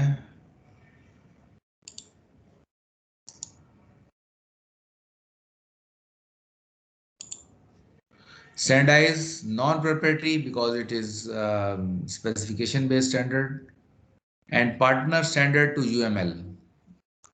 तो UML के साथ यूज होती है ये, या UML फैमिली ऑफ लैंग्वेजेस में यूज होती है। जितनी भी लैंग्वेजेस M2 लेवल पे डिफाइन होती हैं उन्हें कहा जाता है UML family of languages. For adding, it is used for adding constraints, business rules to the models. It supplements natural language rules.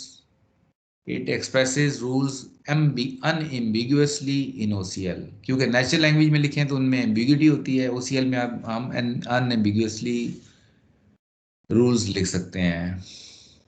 And then we can also generate code. It is supported by modeling environments like Magic Draw, IBM Rational Rose, Software Architect, Eclipse, and many other. Visual Paradigm है, हर UML modeling tool OCL को support करता है। Now, just to give you why OCL is needed, I am going to explain it to you with the help of an example. यहाँ पे आपको 3 classes नजर आ रही हैं। एक क्लास है payment class, then a party class, ठीक है, then a security class.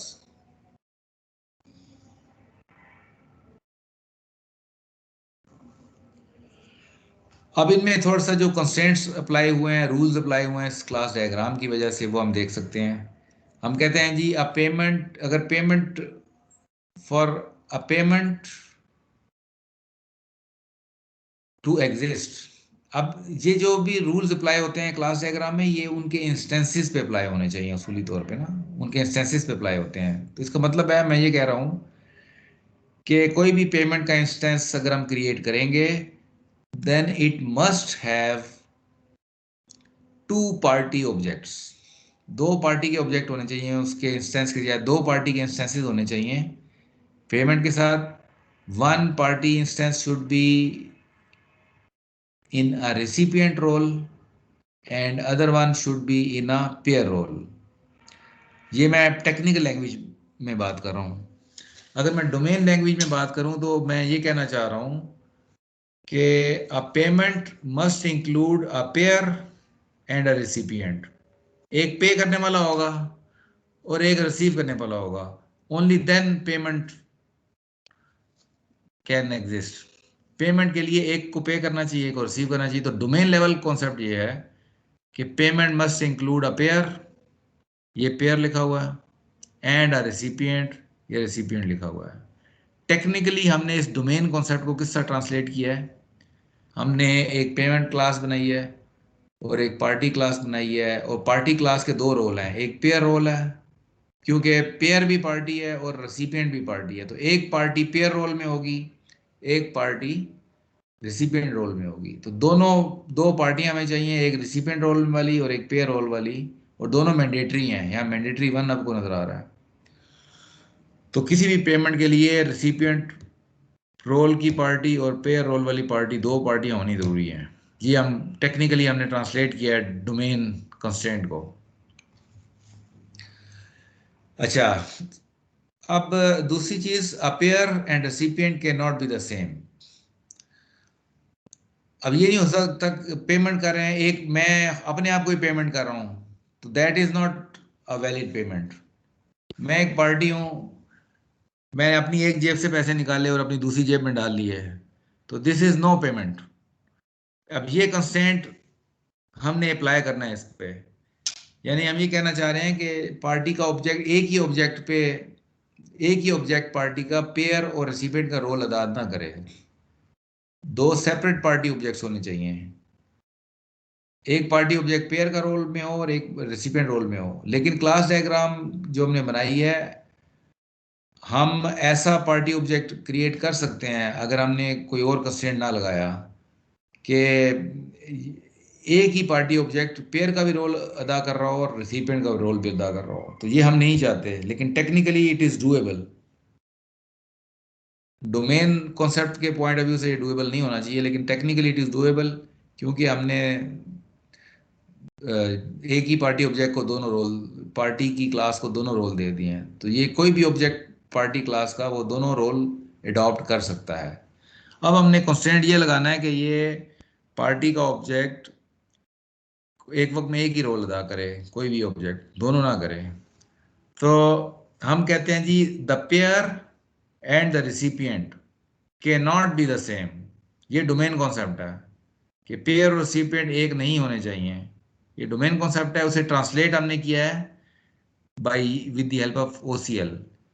Pair dot name, ये पेयर है और ये नेम है। हम कहते हैं जी यूनिक, हर पार्टी का नाम जो होगा वो यूनिक होगा। इस अजम्पशन पे हम ये कंस्ट्रेंट लगा रहे हैं कि पेयर डॉट नेम, यानी कि अगर पेमेंट को पेयर डॉट नेम करेंगे तो हम पेयर रोल वाले का नाम की बात कर रहे हैं, और रेसिपिएंट डॉट नेम हम रेसिपिएंट के नाम की बात कर रहे हैं। Payer dot name should not be equal to recipient dot name. तो ये एक OCL स्टेटमेंट है। ये OCL स्टेटमेंट हमें इसलिए लगानी पड़ी है कि क्लास डायग्राम के जरिए हम इस तरह का कंस्ट्रेंट नहीं लगा सकते। That's why here we need OCL। Class diagram के जरिए हम ये कंस्ट्रेंट लगा सकते हैं कि जी एक रेसिपिएंट होना चाहिए और एक पेयर होना चाहिए, लेकिन इन दोनों के दरमियान में एक वक्त में एक होना चाहिए। ये क्लास डायग्राम से ये कंस्ट्रेंट नहीं लग सकता। दैट्स वाई हमारी मजबूरी है कि हम OCL भी यूज करें। Any question at this point?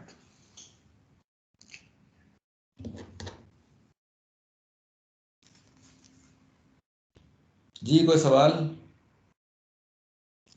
OCL की मजबूरी समझ आई है? क्यों OCL हमें क्यों लगानी पड़ती है? मजबूरी क्या है हमारी कि हम रिपीट करते हैं मजबूरी जो थी सर।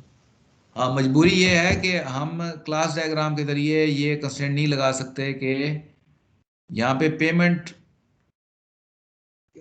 हमने क्या किया, पेमेंट और पार्टी को हमने दो रोल्स में अटैच कर दिया ना।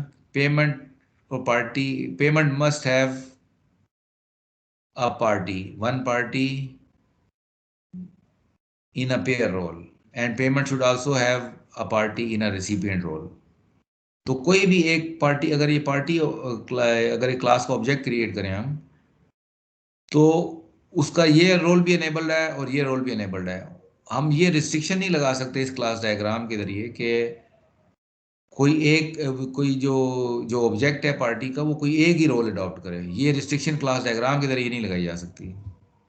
इसके लिए हमें OCL लगानी पड़ रही है, जिसमें हम बताना चाह रहे हैं कि ये कोई अगर ये पेयर डॉट नेम, यानी कि एक ऐसा ऑब्जेक्ट है जो कि पेयर रोल में है उसका नाम, और ऐसा ऑब्जेक्ट जिसका रेसिपिएंट रोल में है उसका नाम, ये नेम एट्रीब्यूट जो है ये सेम नहीं होने चाहिए। यानी एक ही बंदा रेसिपिएंट रोल में और पेयर रोल में नहीं होना चाहिए। तो जब एक बंदा नहीं होगा, इसका मतलब है कि हम ये अजम्पशन कर रहे हैं कि names are unique.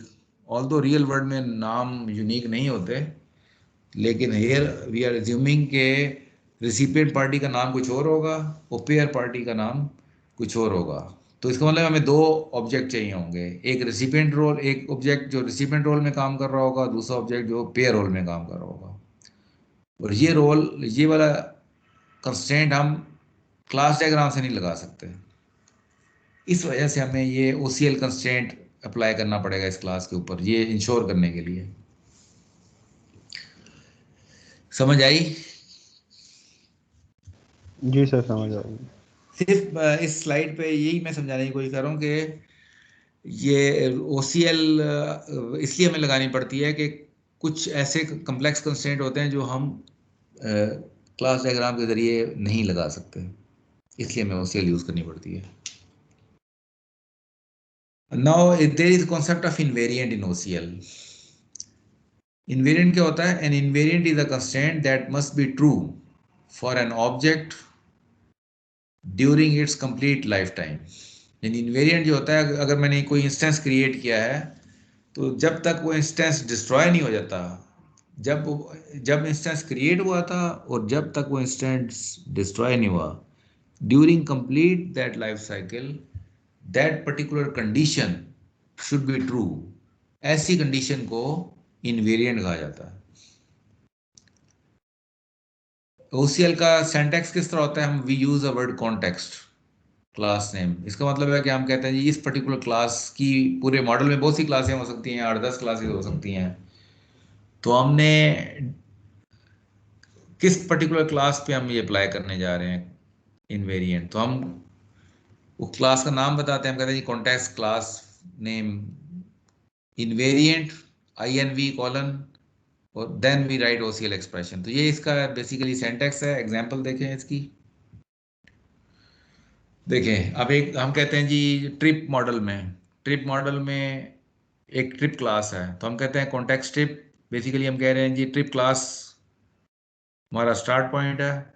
Trip class के कॉन्टेक्स्ट में हम ये कह रहे हैं कि पैसेंजर्स इंक्लूड्स ड्राइवर, यानी कि हम ये कहना चाह रहे हैं कि पैसेंजर्स में ड्राइवर भी शामिल होगा, पैसेंजर्स में ड्राइवर भी शामिल होगा, ये हम कहना चाह रहे हैं। तो it is an OCL statement. ये OCL स्टेटमेंट है इस तरह की। इनवेरिएंट का हम नाम भी रख सकते हैं कोई ना कोई। फॉर एग्जांपल यहाँ पे इनवेरिएंट के साथ ड्राइवर इज पैसेंजर, ये हमें we have given some name to the invariant, और फिर हम OCL स्टेटमेंट लिख देते हैं। तो यहाँ पे इस स्लाइड का मैसेज ये है कि सिंटैक्स, बुनियादी सिंटैक्स क्या होता है? कॉन्टेक्स्ट का वर्ड यूज हो रहा होता है। इनवेरिएंट अगर लगाना है तो इनवेरिएंट का वर्ड यूज करेंगे, और साथ OCL एक्सप्रेशन होता है, और इनवेरिएंट का नाम भी रखा जा सकता है। So these are the 2-3 concepts of this slide.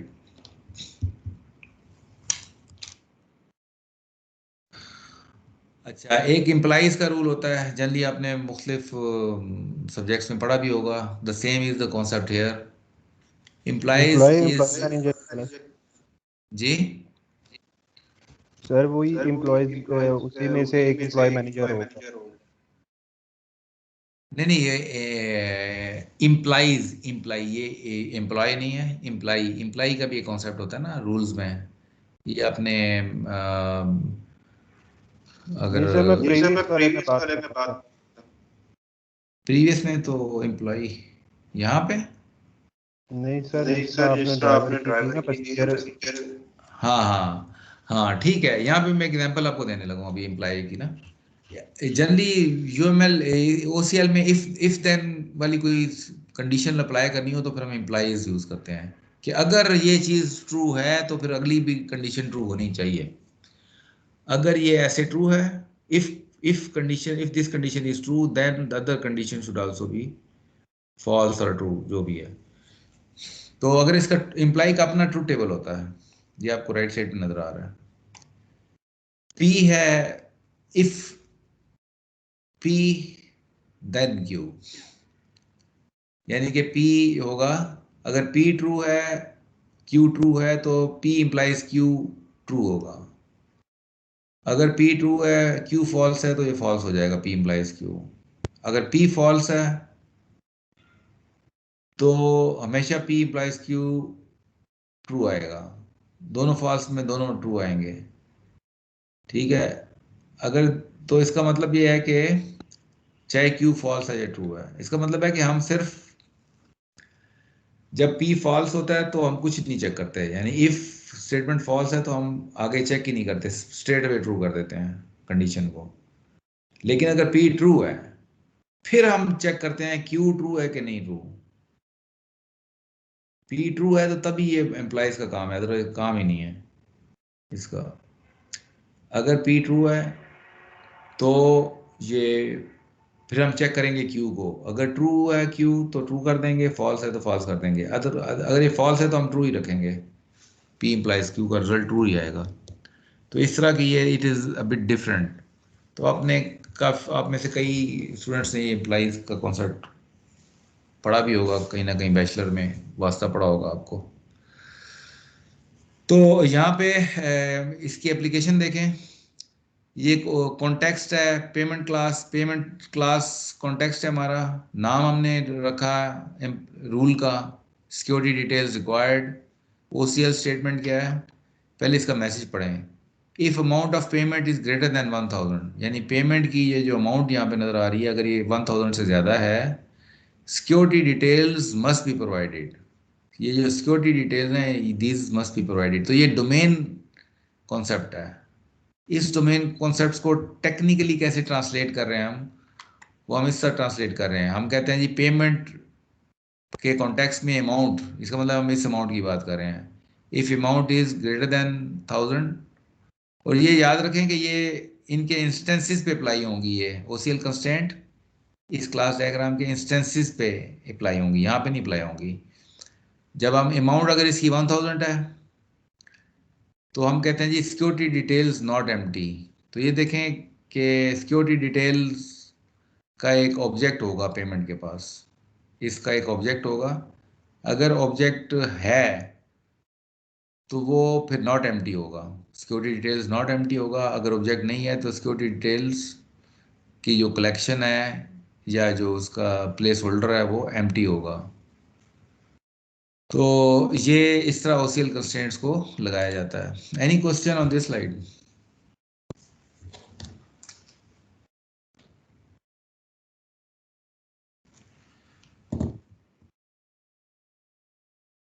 Similarly यहाँ पे एक और यहाँ पे कॉन्टेक्स्ट है बल्क पेमेंट। ये एक 2 क्लासेस हैं, 3 क्लासेस हैं, बल्क पेमेंट, हेडर और पेमेंट। कॉन्टेक्स्ट है बल्क पेमेंट, और हम कह रहे हैं कि जी number of payments in the bulk payment file must match number of payments in the header file.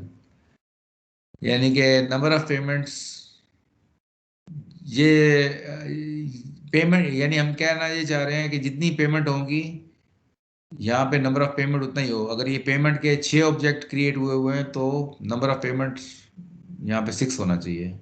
अगर 5 ऑब्जेक्ट क्रिएट हुए हैं पेमेंट के तो यहाँ पे 5 होना चाहिए। नंबर ऑफ पेमेंट वाले एट्रीब्यूट की जो वैल्यू फिल करेंगे हम 5 होनी चाहिए, ये हम चाह रहे हैं। तो पेमेंट से हम जब करते हैं header dot number of payment, header dot number of payment basically हम इसकी बात कर रहे हैं, is equal to payment size, यानी कि ऑब्जेक्ट्स कितने हैं, पेमेंट के ऑब्जेक्ट कितने हैं उनका साइज निकल आता है उससे। 5 ऑब्जेक्ट हैं तो पेमेंट साइज 5 होगा। 4 ऑब्जेक्ट हैं पेमेंट के तो पेमेंट डॉट साइज 4 होगा। So this how it works. इसमें 4 तरह की कलेक्शन होती हैं OCL में। सेट 4 तरह की कलेक्शन होती हैं पेमेंट में, set, ordered set, bag, sequence. और कलेक्शन का मतलब क्या है, जिसमें हम एलिमेंट्स रख सकते हैं, किसी भी कलेक्शन में एलिमेंट्स रख सकते हैं। तो सेट में रख सकते हैं, ऑर्डर्ड सेट है, बैग है और सीक्वेंस है। तो सेट और ऑर्डर सेट में क्या चीज़ कॉमन है कि इनके एलिमेंट्स यूनिक होते हैं, हम डुप्लीकेशन नहीं कर सकते। सेट और ऑर्डर सेट में डुप्लीकेशन नहीं हो सकती, एलिमेंट्स एक एलिमेंट एक ही बार आएगा। जबकि बैग और सीक्वेंस में डुप्लीकेशन हो सकती है, एक एलिमेंट मल्टीपल टाइम्स आ सकता है। अगर हम हॉरिजॉन्टली देखें तो सेट और बैग इनमें एलिमेंट्स अनऑर्डर्ड हो सकते हैं, सीक्वेंस ऑर्डर होना जरूरी नहीं है। सीक्वेंस मतलब है सॉर्टेड फॉर्म में होना जरूरी नहीं है सेट और बैग में। लेकिन ऑर्डर्ड सेट और सीक्वेंस में जो एलिमेंट्स पड़े होंगे those will be in ordered form, या तो वो होंगे असेंडिंग ऑर्डर में या डिसेंडिंग ऑर्डर में होंगे। तो ये 4 तरह की कलेक्शन होती हैं जो कि यूज़ होती हैं OCL में। इसी तरह इन कलेक्शंस के ऊपर कोई ऑपरेशन होते हैं जो अप्लाई किए जा सकते हैं। ये सिंपल से ऑपरेशन हैं। अगर हमने नंबर ऑफ एलिमेंट्स काउंट करने हैं किसी कलेक्शन के तो हम काउंट ऑपरेशन यूज़ करते हैं। अगर हम ये देखना चाहें कि कोई पर्टिकुलर ऑब्जेक्ट उसमें एक्सक्लूडेड है यानी कि शामिल नहीं है उस कलेक्शन में, तो हम अगर शामिल नहीं है तो ट्रू आ जाएगा। अगर कोई पूरी पूरी कलेक्शन हम चेक करना चाहते हैं कि यार ये 4-5 एलिमेंट्स सारे के सारे हम चेक करना चाहते हैं कि ये सारे के सारे किसी पर्टिकुलर कलेक्शन में है कि नहीं है, तो फिर हम एक्सक्लूड ऑल यूज करते हैं। अगर हम कहते हैं जी कोई particular element check include check करना चाहते हैं कि वो है कि नहीं कलेक्शन में, अगर है तो ट्रू होगा। इसी तरह अगर पूरी कलेक्शन है तो ट्रू होगा। अगर हम देखना चाहते हैं कि जी ये पूरी कलेक्शन एम्प्टी है तो ट्रू होगा, नॉट एम्प्टी है तो ट्रू होगा।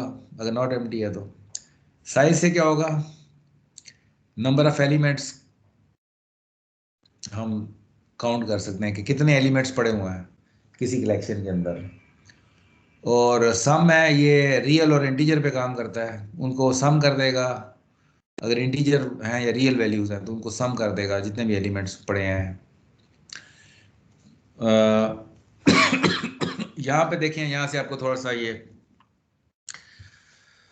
यहाँ से आइडिया हो जाएगा। ये फॉर एग्जांपल एक सेट है, इसमें कुछ इंटीजर वैल्यूज पड़ी हुई हैं और मैं इसका साइज देखना चाहता हूँ, तो इसका साइज क्या आंसर आना चाहिए अगर मैं ये अप्लाई करता हूँ?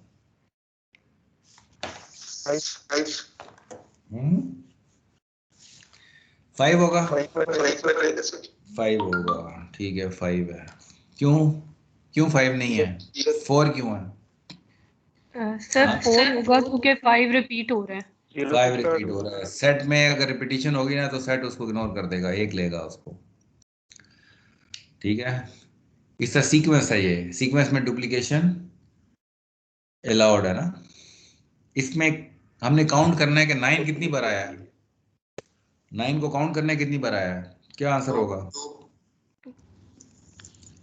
2 बार आया है। अच्छा, सीक्वेंस में अब हम देखें, अगली एग्जांपल देखें। ये सीक्वेंस है, हम ये चेक करना चाह रहे हैं कि 45 इसमें इंक्लूडेड है कि नहीं इंक्लूडेड, तो क्या आंसर होगा? इंक्लूडेड है, ट्रू आएगा। ट्रू आ जाएगा। ये बैग है, बैग में हमने काउंट करना है 9 कितनी बार आया है। बैग में डुप्लीकेशन अलाउड है, ठीक है, 2 बार, 2 टाइम्स आ गया। इस बैग में हम अब इस बैग में हम देखना चाह रहे हैं छोटा बैग इसमें है कि नहीं है बड़े बैग में, तो ट्रू होगा या फॉल्स होगा? ट्रू है सर। ट्रू है। इस सीक्वेंस में 45 एक्सक्लूडेड है या नहीं? फॉल्स, 45 इंक्लूडेड है क्योंकि इंक्लूडेड है ये बैग है, बैग में छोटा बैग इंक्लूडेड है, एक्सक्लूडेड है कि नहीं? एक्सक्लूडेड है सर। ट्रू है सर, एक्सक्लूडेड है, एक्सक्लूडेड ट्रू है। गुड, समझ आ रही है आपको? गुड, चल पड़ी है कहानी। अच्छा जी, ये बताएं जी, सेट इज एम्प्टी। फॉल्स होगा, ठीक है। इसका सम क्या होगा सेट है?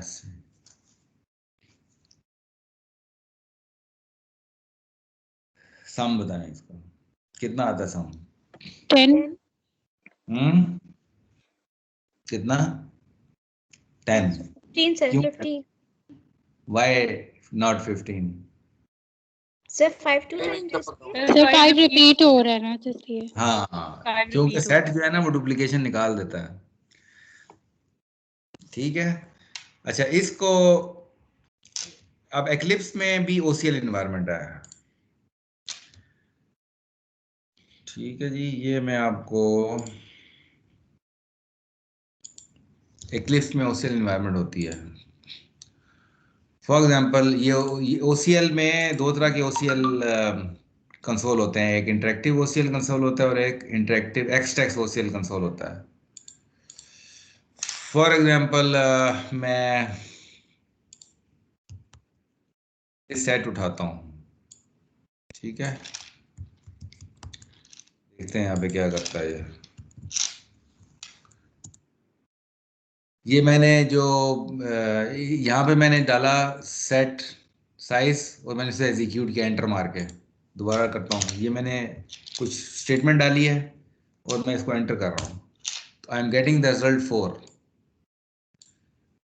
ठीक है, इसी तरह फॉर एग्जांपल मैं ये लेता हूँ सेट सम,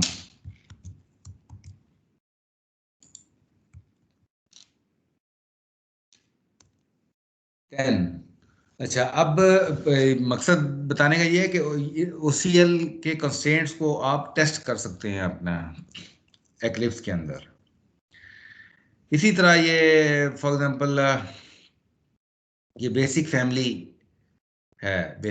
है,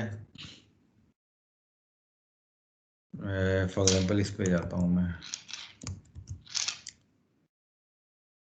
तो OCL कंस्ट्रेंट को हम मॉडल पे भी अप्लाई कर सकते हैं। फॉर एग्जांपल मुझे फाइल सिस्टम है, इस पे क्लिक करके मैं सेल्फ लिखता हूँ तो आ जाएगा कि फाइल सिस्टम सिलेक्टेड है इस वक्त। ठीक है, सेल्फ डॉट, मैं कहता हूँ जी फोल्डर्स, कि इसके अंदर फोल्डर्स कितने हैं, तो ये फोल्डर्स आ गए हैं सारे। मेन फोल्डर, एक मेन फोल्डर है, 2 सब फोल्डर हैं। ठीक है, टोटल फोल्डर देखें 4 हैं इसमें, तो 4 फोल्डर ही यहाँ पे नज़र आ रहे हैं। अगर मैं कहता हूँ जी सेल्फ डॉट फाइल, तो यह चेक करना चाह रहा हूँ फाइल्स कितनी है इसके अंदर, तो एक फाइल पड़ी हुई है इसके अंदर, फाइल 2 के नाम से। सो आई कैन, बताने का मकसद ये है कि OCL के ज़रिए हम मॉडल्स को ट्रेवर्स कर सकते हैं, नेविगेट कर सकते हैं, उनको रीड कर सकते हैं, स्टडी कर सकते हैं, क्यूरीज कर सकते हैं।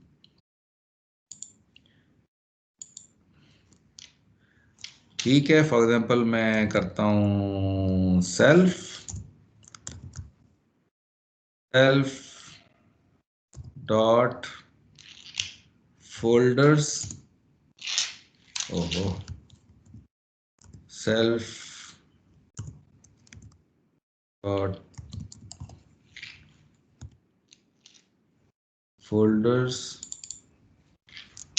और मैं इसके कहता हूँ जी इनकी तरह ये भी एक कलेक्शन है जो रिटर्न हो रही है, और मैं साइज देखूँ इसका 4, तो यानी कि इसके अंदर 4 फोल्डर पड़े हुए हैं। तो मैंने क्या, ये बेसिकली एक कलेक्शन थी, कलेक्शन के अंदर सारे पड़े हुए हैं। ये उस कलेक्शन को मैंने जब साइज किया तो नंबर ऑफ एलिमेंट्स पता चल गया कि इस कलेक्शन में कितने एलिमेंट्स हैं, तो 4 है, वी हैव 4 फोल्डर्स, 4 फोल्डर की एक कलेक्शन है हमारे पास। ठीक है जी, तो ये OCL का डेमो आपको मैंने दिया कि OCL भी एक काम की चीज़ है। OCL को इंस्टॉल करने के लिए हम इसमें एक्लिप्स में मार्केट प्लेस होती है, एक मार्केट प्लेस, 2 तरीके से इंस्टॉलेशन की जाती है एक्लिप्स में। हेल्प में जाते हैं, हेल्प में एक ये एक्लिप्स मार्केट प्लेस है और एक है इंस्टॉल न्यू सॉफ्टवेयर, इन 2 से हम नई इंस्टॉलेशन करते हैं। तो ये जो मैं आपको यहाँ पे दिखा रहा हूँ, ये view, this is a view of eclipse market place. यहाँ पे मैंने सर्च दिया है OCL के नाम से, ये OCL के नाम से मैंने डाल के फाइंड किया तो मुझे एक्लिप्स OCL मिल गई है। ये जब मैं इंस्टॉल करूँगा तो कंप्लीट इसकी एग्जांपल्स भी हैं काफ़ी सारी, वो इंस्टॉल हो जाती हैं, फिर ये एडिटर इंस्टॉल हो जाते हैं, आप एक्सपेरिमेंटेशन वगैरह कर सकते हैं। ठीक है जी, इस तरह मैंने आपको बताया था कि 2 तरह के OCL कंसोल हैं, एक इंटरेक्टिव OCL कंसोल है, एक एक्सटेक्स OCL कंसोल है, जो यहाँ भी नज़र आ रहा है, show Xtext OCL console and OCL console. फिर ये मॉर्गेज है, ये मॉर्गेज की एग्जांपल है, इसके ये साथ ट्री व्यू आ रहा है और साथ इसका ग्राफिकल व्यू आ रहा है। ट्री व्यू मैंने दिखाया आपको किसी मॉडल का या नहीं दिखाया?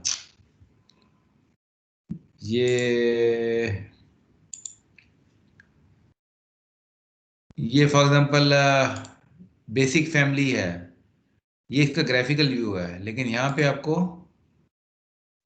ट्री व्यू भी नजर आ रहा होगा, ये इसका ट्री व्यू है फैमिली का। इसी तरह फाइल सिस्टम है, ये इसका ग्राफिकल व्यू है और ये इसका ट्री व्यू है। ठीक है, तो जनरली ट्री व्यू में OCL ज़्यादा बेहतर काम कर रही होती है। इस पर क्लिक करेंगे, मैं सेल्फ करूँगा तो मुझे रिटर्न करेगा वैल्यू कि इस वक्त फाइल सिस्टम सिलेक्टेड है। कॉन्टेक्स्ट सेल्फ का मतलब है कि क्या चीज़ सिलेक्टेड है इस वक्त, फाइल सिस्टम इज सिलेक्टेड। तो इसके एक और मॉडल के 2 तरह के व्यू होते हैं, एक ये ट्री व्यू होता है और एक ग्राफिकल व्यू होता है। जनरली OCL हम टेस्टिंग करनी हो तो ट्री व्यू से कर रहे होते हैं। अब ये देखें, ये मॉर्गेज है। मॉर्गेज के कॉन्टेक्स्ट में मैं लिख रहा हूँ context mortgage self dot E attribute. अब सेल्फ डॉट ई एट्रीब्यूट का मतलब है कि ये मॉर्गेज एक ई क्लास है। जब मैं ई एट्रीब्यूट करूंगा तो रिटर्न होने चाहिए। तो जब मैं सेल्फ डॉट ई एट्रीब्यूट लिखता हूँ तो जितने इसके एट्रीब्यूट्स हैं ये नजर आ रहा है, principal, monthly payment, start date, end date, ये सारे के सारे एट्रीब्यूट्स इसके रिटर्न हो रहे हैं सेल्फ डॉट ई एट्रीब्यूट करने से। तो ये ई एट्रीब्यूट की विकेबलरी कहाँ से आई है? क्यों जी, हु विल टेल मी, ये ई एट्रीब्यूट की विकेबलरी कहाँ से आई है? सर इसका इंस्टेंस है सर सर, जो इसका M3 बिल्डिंग मॉडल था। M3 लेवल से। तो बेसिकली ये M2 लेवल है जो राइट साइड पे आपको नजर आ रहा है। ये जो नजर आ रहा है आपको, ये M2 लेवल है। M2 लेवल को जब मैंने क्यूरी करना है या उसको नेविगेट करना है तो मैं M3 लेवल की विकेबलरी यूज करूंगा इसको नेविगेट करने के लिए। तो मैंने लिखा है सेल्फ डॉट ई एट्रीब्यूट। तो ई एट्रीब्यूट यहाँ पे M3 लेवल पे डिफाइंड है। जब मैं करता हूँ किसी भी क्लास का ई एट्रीब्यूट तो जितने भी उसके, क्योंकि it can any E class can have 0 और मोर एट्रीब्यूट्स। तो मॉर्गेज एक ई क्लास है तो इसके में बहुत सारे एट्रीब्यूट्स आ गए हैं। तो जब मैं करूंगा सेल्फ डॉट ई एट्रीब्यूट तो मुझे जितने ये वोकैबुलरी M3 की यूज होगी M2 लेवल पे। इसी तरह अगर मैंने M1 लेवल का इंस्टेंस बनाया है तो M1 लेवल के इंस्टेंस को नेविगेट करने के लिए M2 लेवल की वोकैबुलरी यूज करूंगा मैं। ठीक है, तो ये एक एग्जांपल मैं दे रहा हूँ M3 लेवल की वोकैबुलरी यूज की हमने OCL की। ये एक और वोकैबुलरी की एग्जांपल देखें, सेल्फ डॉट ई रेफरेंस। ये ई मॉर्गेज में ये नीचे दो ई रेफरेंस नजर आ रहे हैं, सिक्योरिटी और बारोवर। तो जब मैं ई रेफरेंस करूंगा तो ई रेफरेंस ये है M3 लेवल पे, सेल्फ डॉट ई रेफरेंस। तो दो ई रेफरेंस पड़े हैं, दोनों रिटर्न हो रहे हैं यहाँ पे OCL के जरिए।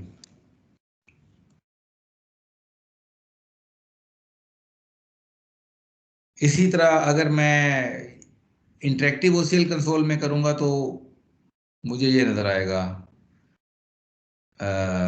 इस सिंटैक्स थोड़ा डिफरेंट होता है। इंटरेक्टिव OCL कंसोल का सिंटैक्स और एक्सटेक्स कंसोल का सिंटैक्स दोनों का डिफरेंट होता है syntax.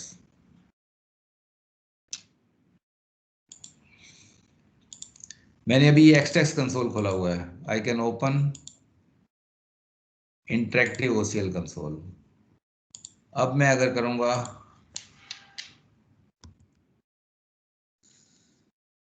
Self dot E classifier for example, तो इसमें ई क्लासीफायर आ रहे हैं इतने सारे। इसमें फॉर एग्जांपल फोल्डर है, फोल्डर क्लास है, इसमें एट्रीब्यूट कितने पड़े हुए हैं? एक एट्रीब्यूट पड़ा हुआ है। मैं करता हूँ सेल्फ डॉट ई एट्रीब्यूट। ये एक एट्रीब्यूट नेम के नाम से ये मुझे रिटर्न हो गया है। अब यही मैं अगर देखना चाहता हूँ एक्सटेक्स कंसोल में तो इसका सिंटैक्स थोड़ा सा डिफरेंट होगा। सेल्फ डॉट ई एट्रीब्यूट, तो ये देखें file system double column folder fully qualified name आ रहा होता है इसमें, नेम क्लास का। तो दो कंसोल हैं, दोनों का सिंटैक्स, रिटर्न करने का सिंटैक्स डिफरेंट है। इस बेसिकली ये मैंने अभी बताया आपको।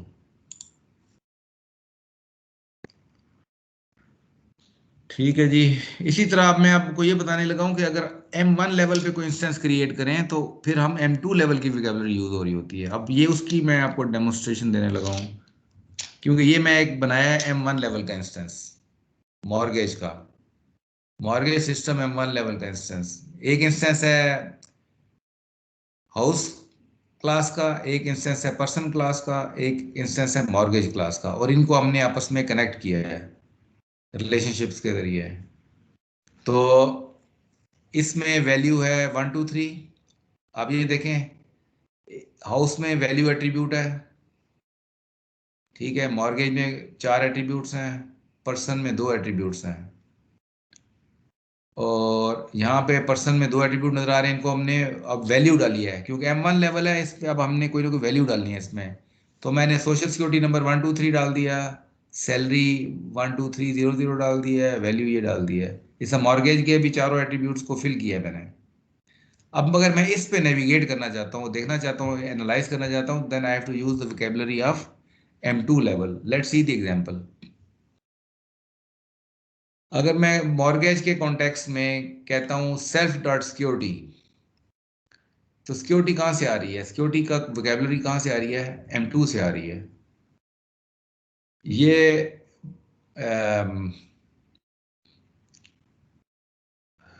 ये मॉर्गेज की क्लास है, ये मॉर्गेज की क्लास है। यहाँ पे देखें सिक्योरिटी की वोकैबुलरी यहाँ पे आ रही है। जब मैं करूँगा सेल्फ डॉट सिक्योरिटी तो I will reach to the instance of house. ठीक है, तो ये जो वोकैबुलरी है वो थोड़ी सी मैंने यहाँ इंस्टेंस पे भी लिख दी है कि मॉर्गेज के साथ सिक्योरिटी रोल है हाउस का, बोरोवर रोल है पर्सन का, हाउस के साथ ओनर रोल है पर्सन का। ये रोल M2 लेवल पे डिफाइंड है, इन रोल्स को हम यूज कर रहे हैं। अब मैं मॉर्गेज कॉन्सेप्ट पे मैं कहता हूँ सेल्फ डॉट सिक्योरिटी, तो I will get a house 1 2 3 जो वैल्यू इसकी आ रही है। अब मुझे बताएं अगर मैं सिक्योरिटी डॉट ओनर करता हूं तो क्या होगा? मॉर्गेज के कॉन्टेक्स्ट में मैं कहता हूं security dot owner, what should B returned? Person. तो ये रिटर्न होना चाहिए, ये वाला ऑब्जेक्ट पर्सन, ये पर्सन ऑब्जेक्ट रिटर्न हुआ। अगर मैं करता हूं ये, अब मैं ट्रू फॉल्स में इसका जवाब आना चाहिए। Self dot owner, self dot owner, ये सेल्फ डॉट ओनर यहां पहुंच गए हम, इज इक्वल टू बारवर। कॉन्टेक्स्ट है मॉर्गेज में self security dot owner, security dot owner यहां पहुंच गए इस ऑब्जेक्ट पे, और बोरोवर किया तो इस ऑब्जेक्ट पे पहुंच गए। तो both are same object, what should be the answer? True sir. It should be true. इसी तरह security dot owner dot salary, security dot owner dot salary. So I am talking about this salary. What should be the answer? 12,300. Yes. तो मैं आपको basically explain कर रहा हूँ कि कैसे OCL नेविगेट कर रही होती है मॉडल के ऊपर। आप एक क्लास से दूसरी क्लास में जंप कर जाते हैं थ्रू योर रिलेशनशिप्स। ये देखें security dot owner dot mortgage dot principal, यहाँ से चले आप कॉन्टेक्स्ट मॉर्गेज का, सिक्योरिटी यहाँ पहुंचे, ओनर यहाँ पहुंचे, मॉर्गेज घूम के यहाँ वापस आ गए, डॉट प्रिंसिपल। तो क्या आंसर आना चाहिए हमारा? 1 2 3 0 0 0 0। Self dot start date is equal to self dot end date. अब ये इसका देखें, सेल्फ डॉट स्टार्ट डेट ये है और सेल्फ डॉट एंड डेट। तो ये चेक कर रहे हैं हम कि ये सेम है कि नहीं, बराबर है कि नहीं बराबर। क्या आंसर होना चाहिए हमारा? फॉल्स आएगा ना सर, यहाँ पे फॉल्स होना चाहिए, नॉट इक्वल टू है। ठीक है, end date start date different है। ठीक है जी। इसी तरह अब ये self dot principal plus self dot security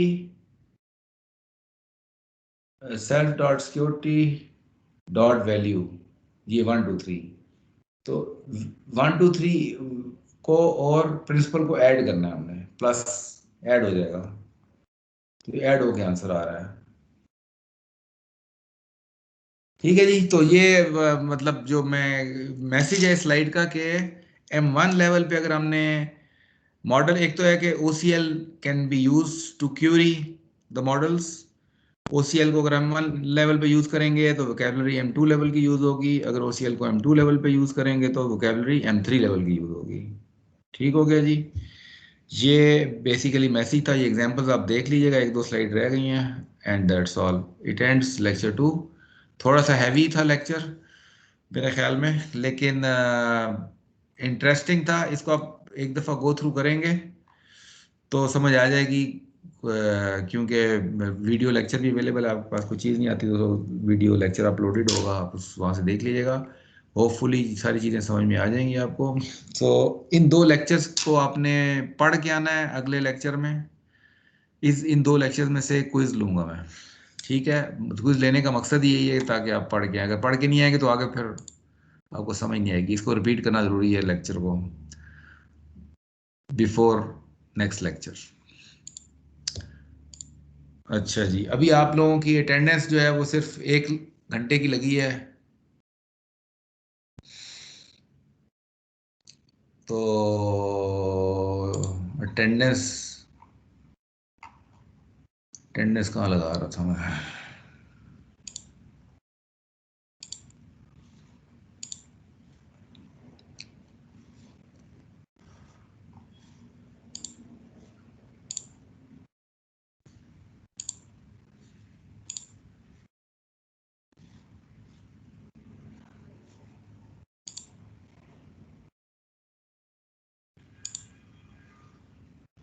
एक अटेंडेंस लगाई थी मैंने, अब एक और लगानी पड़ेगी।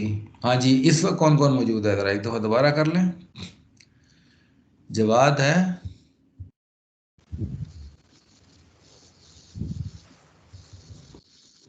नहीं है, गॉन विद द विंड।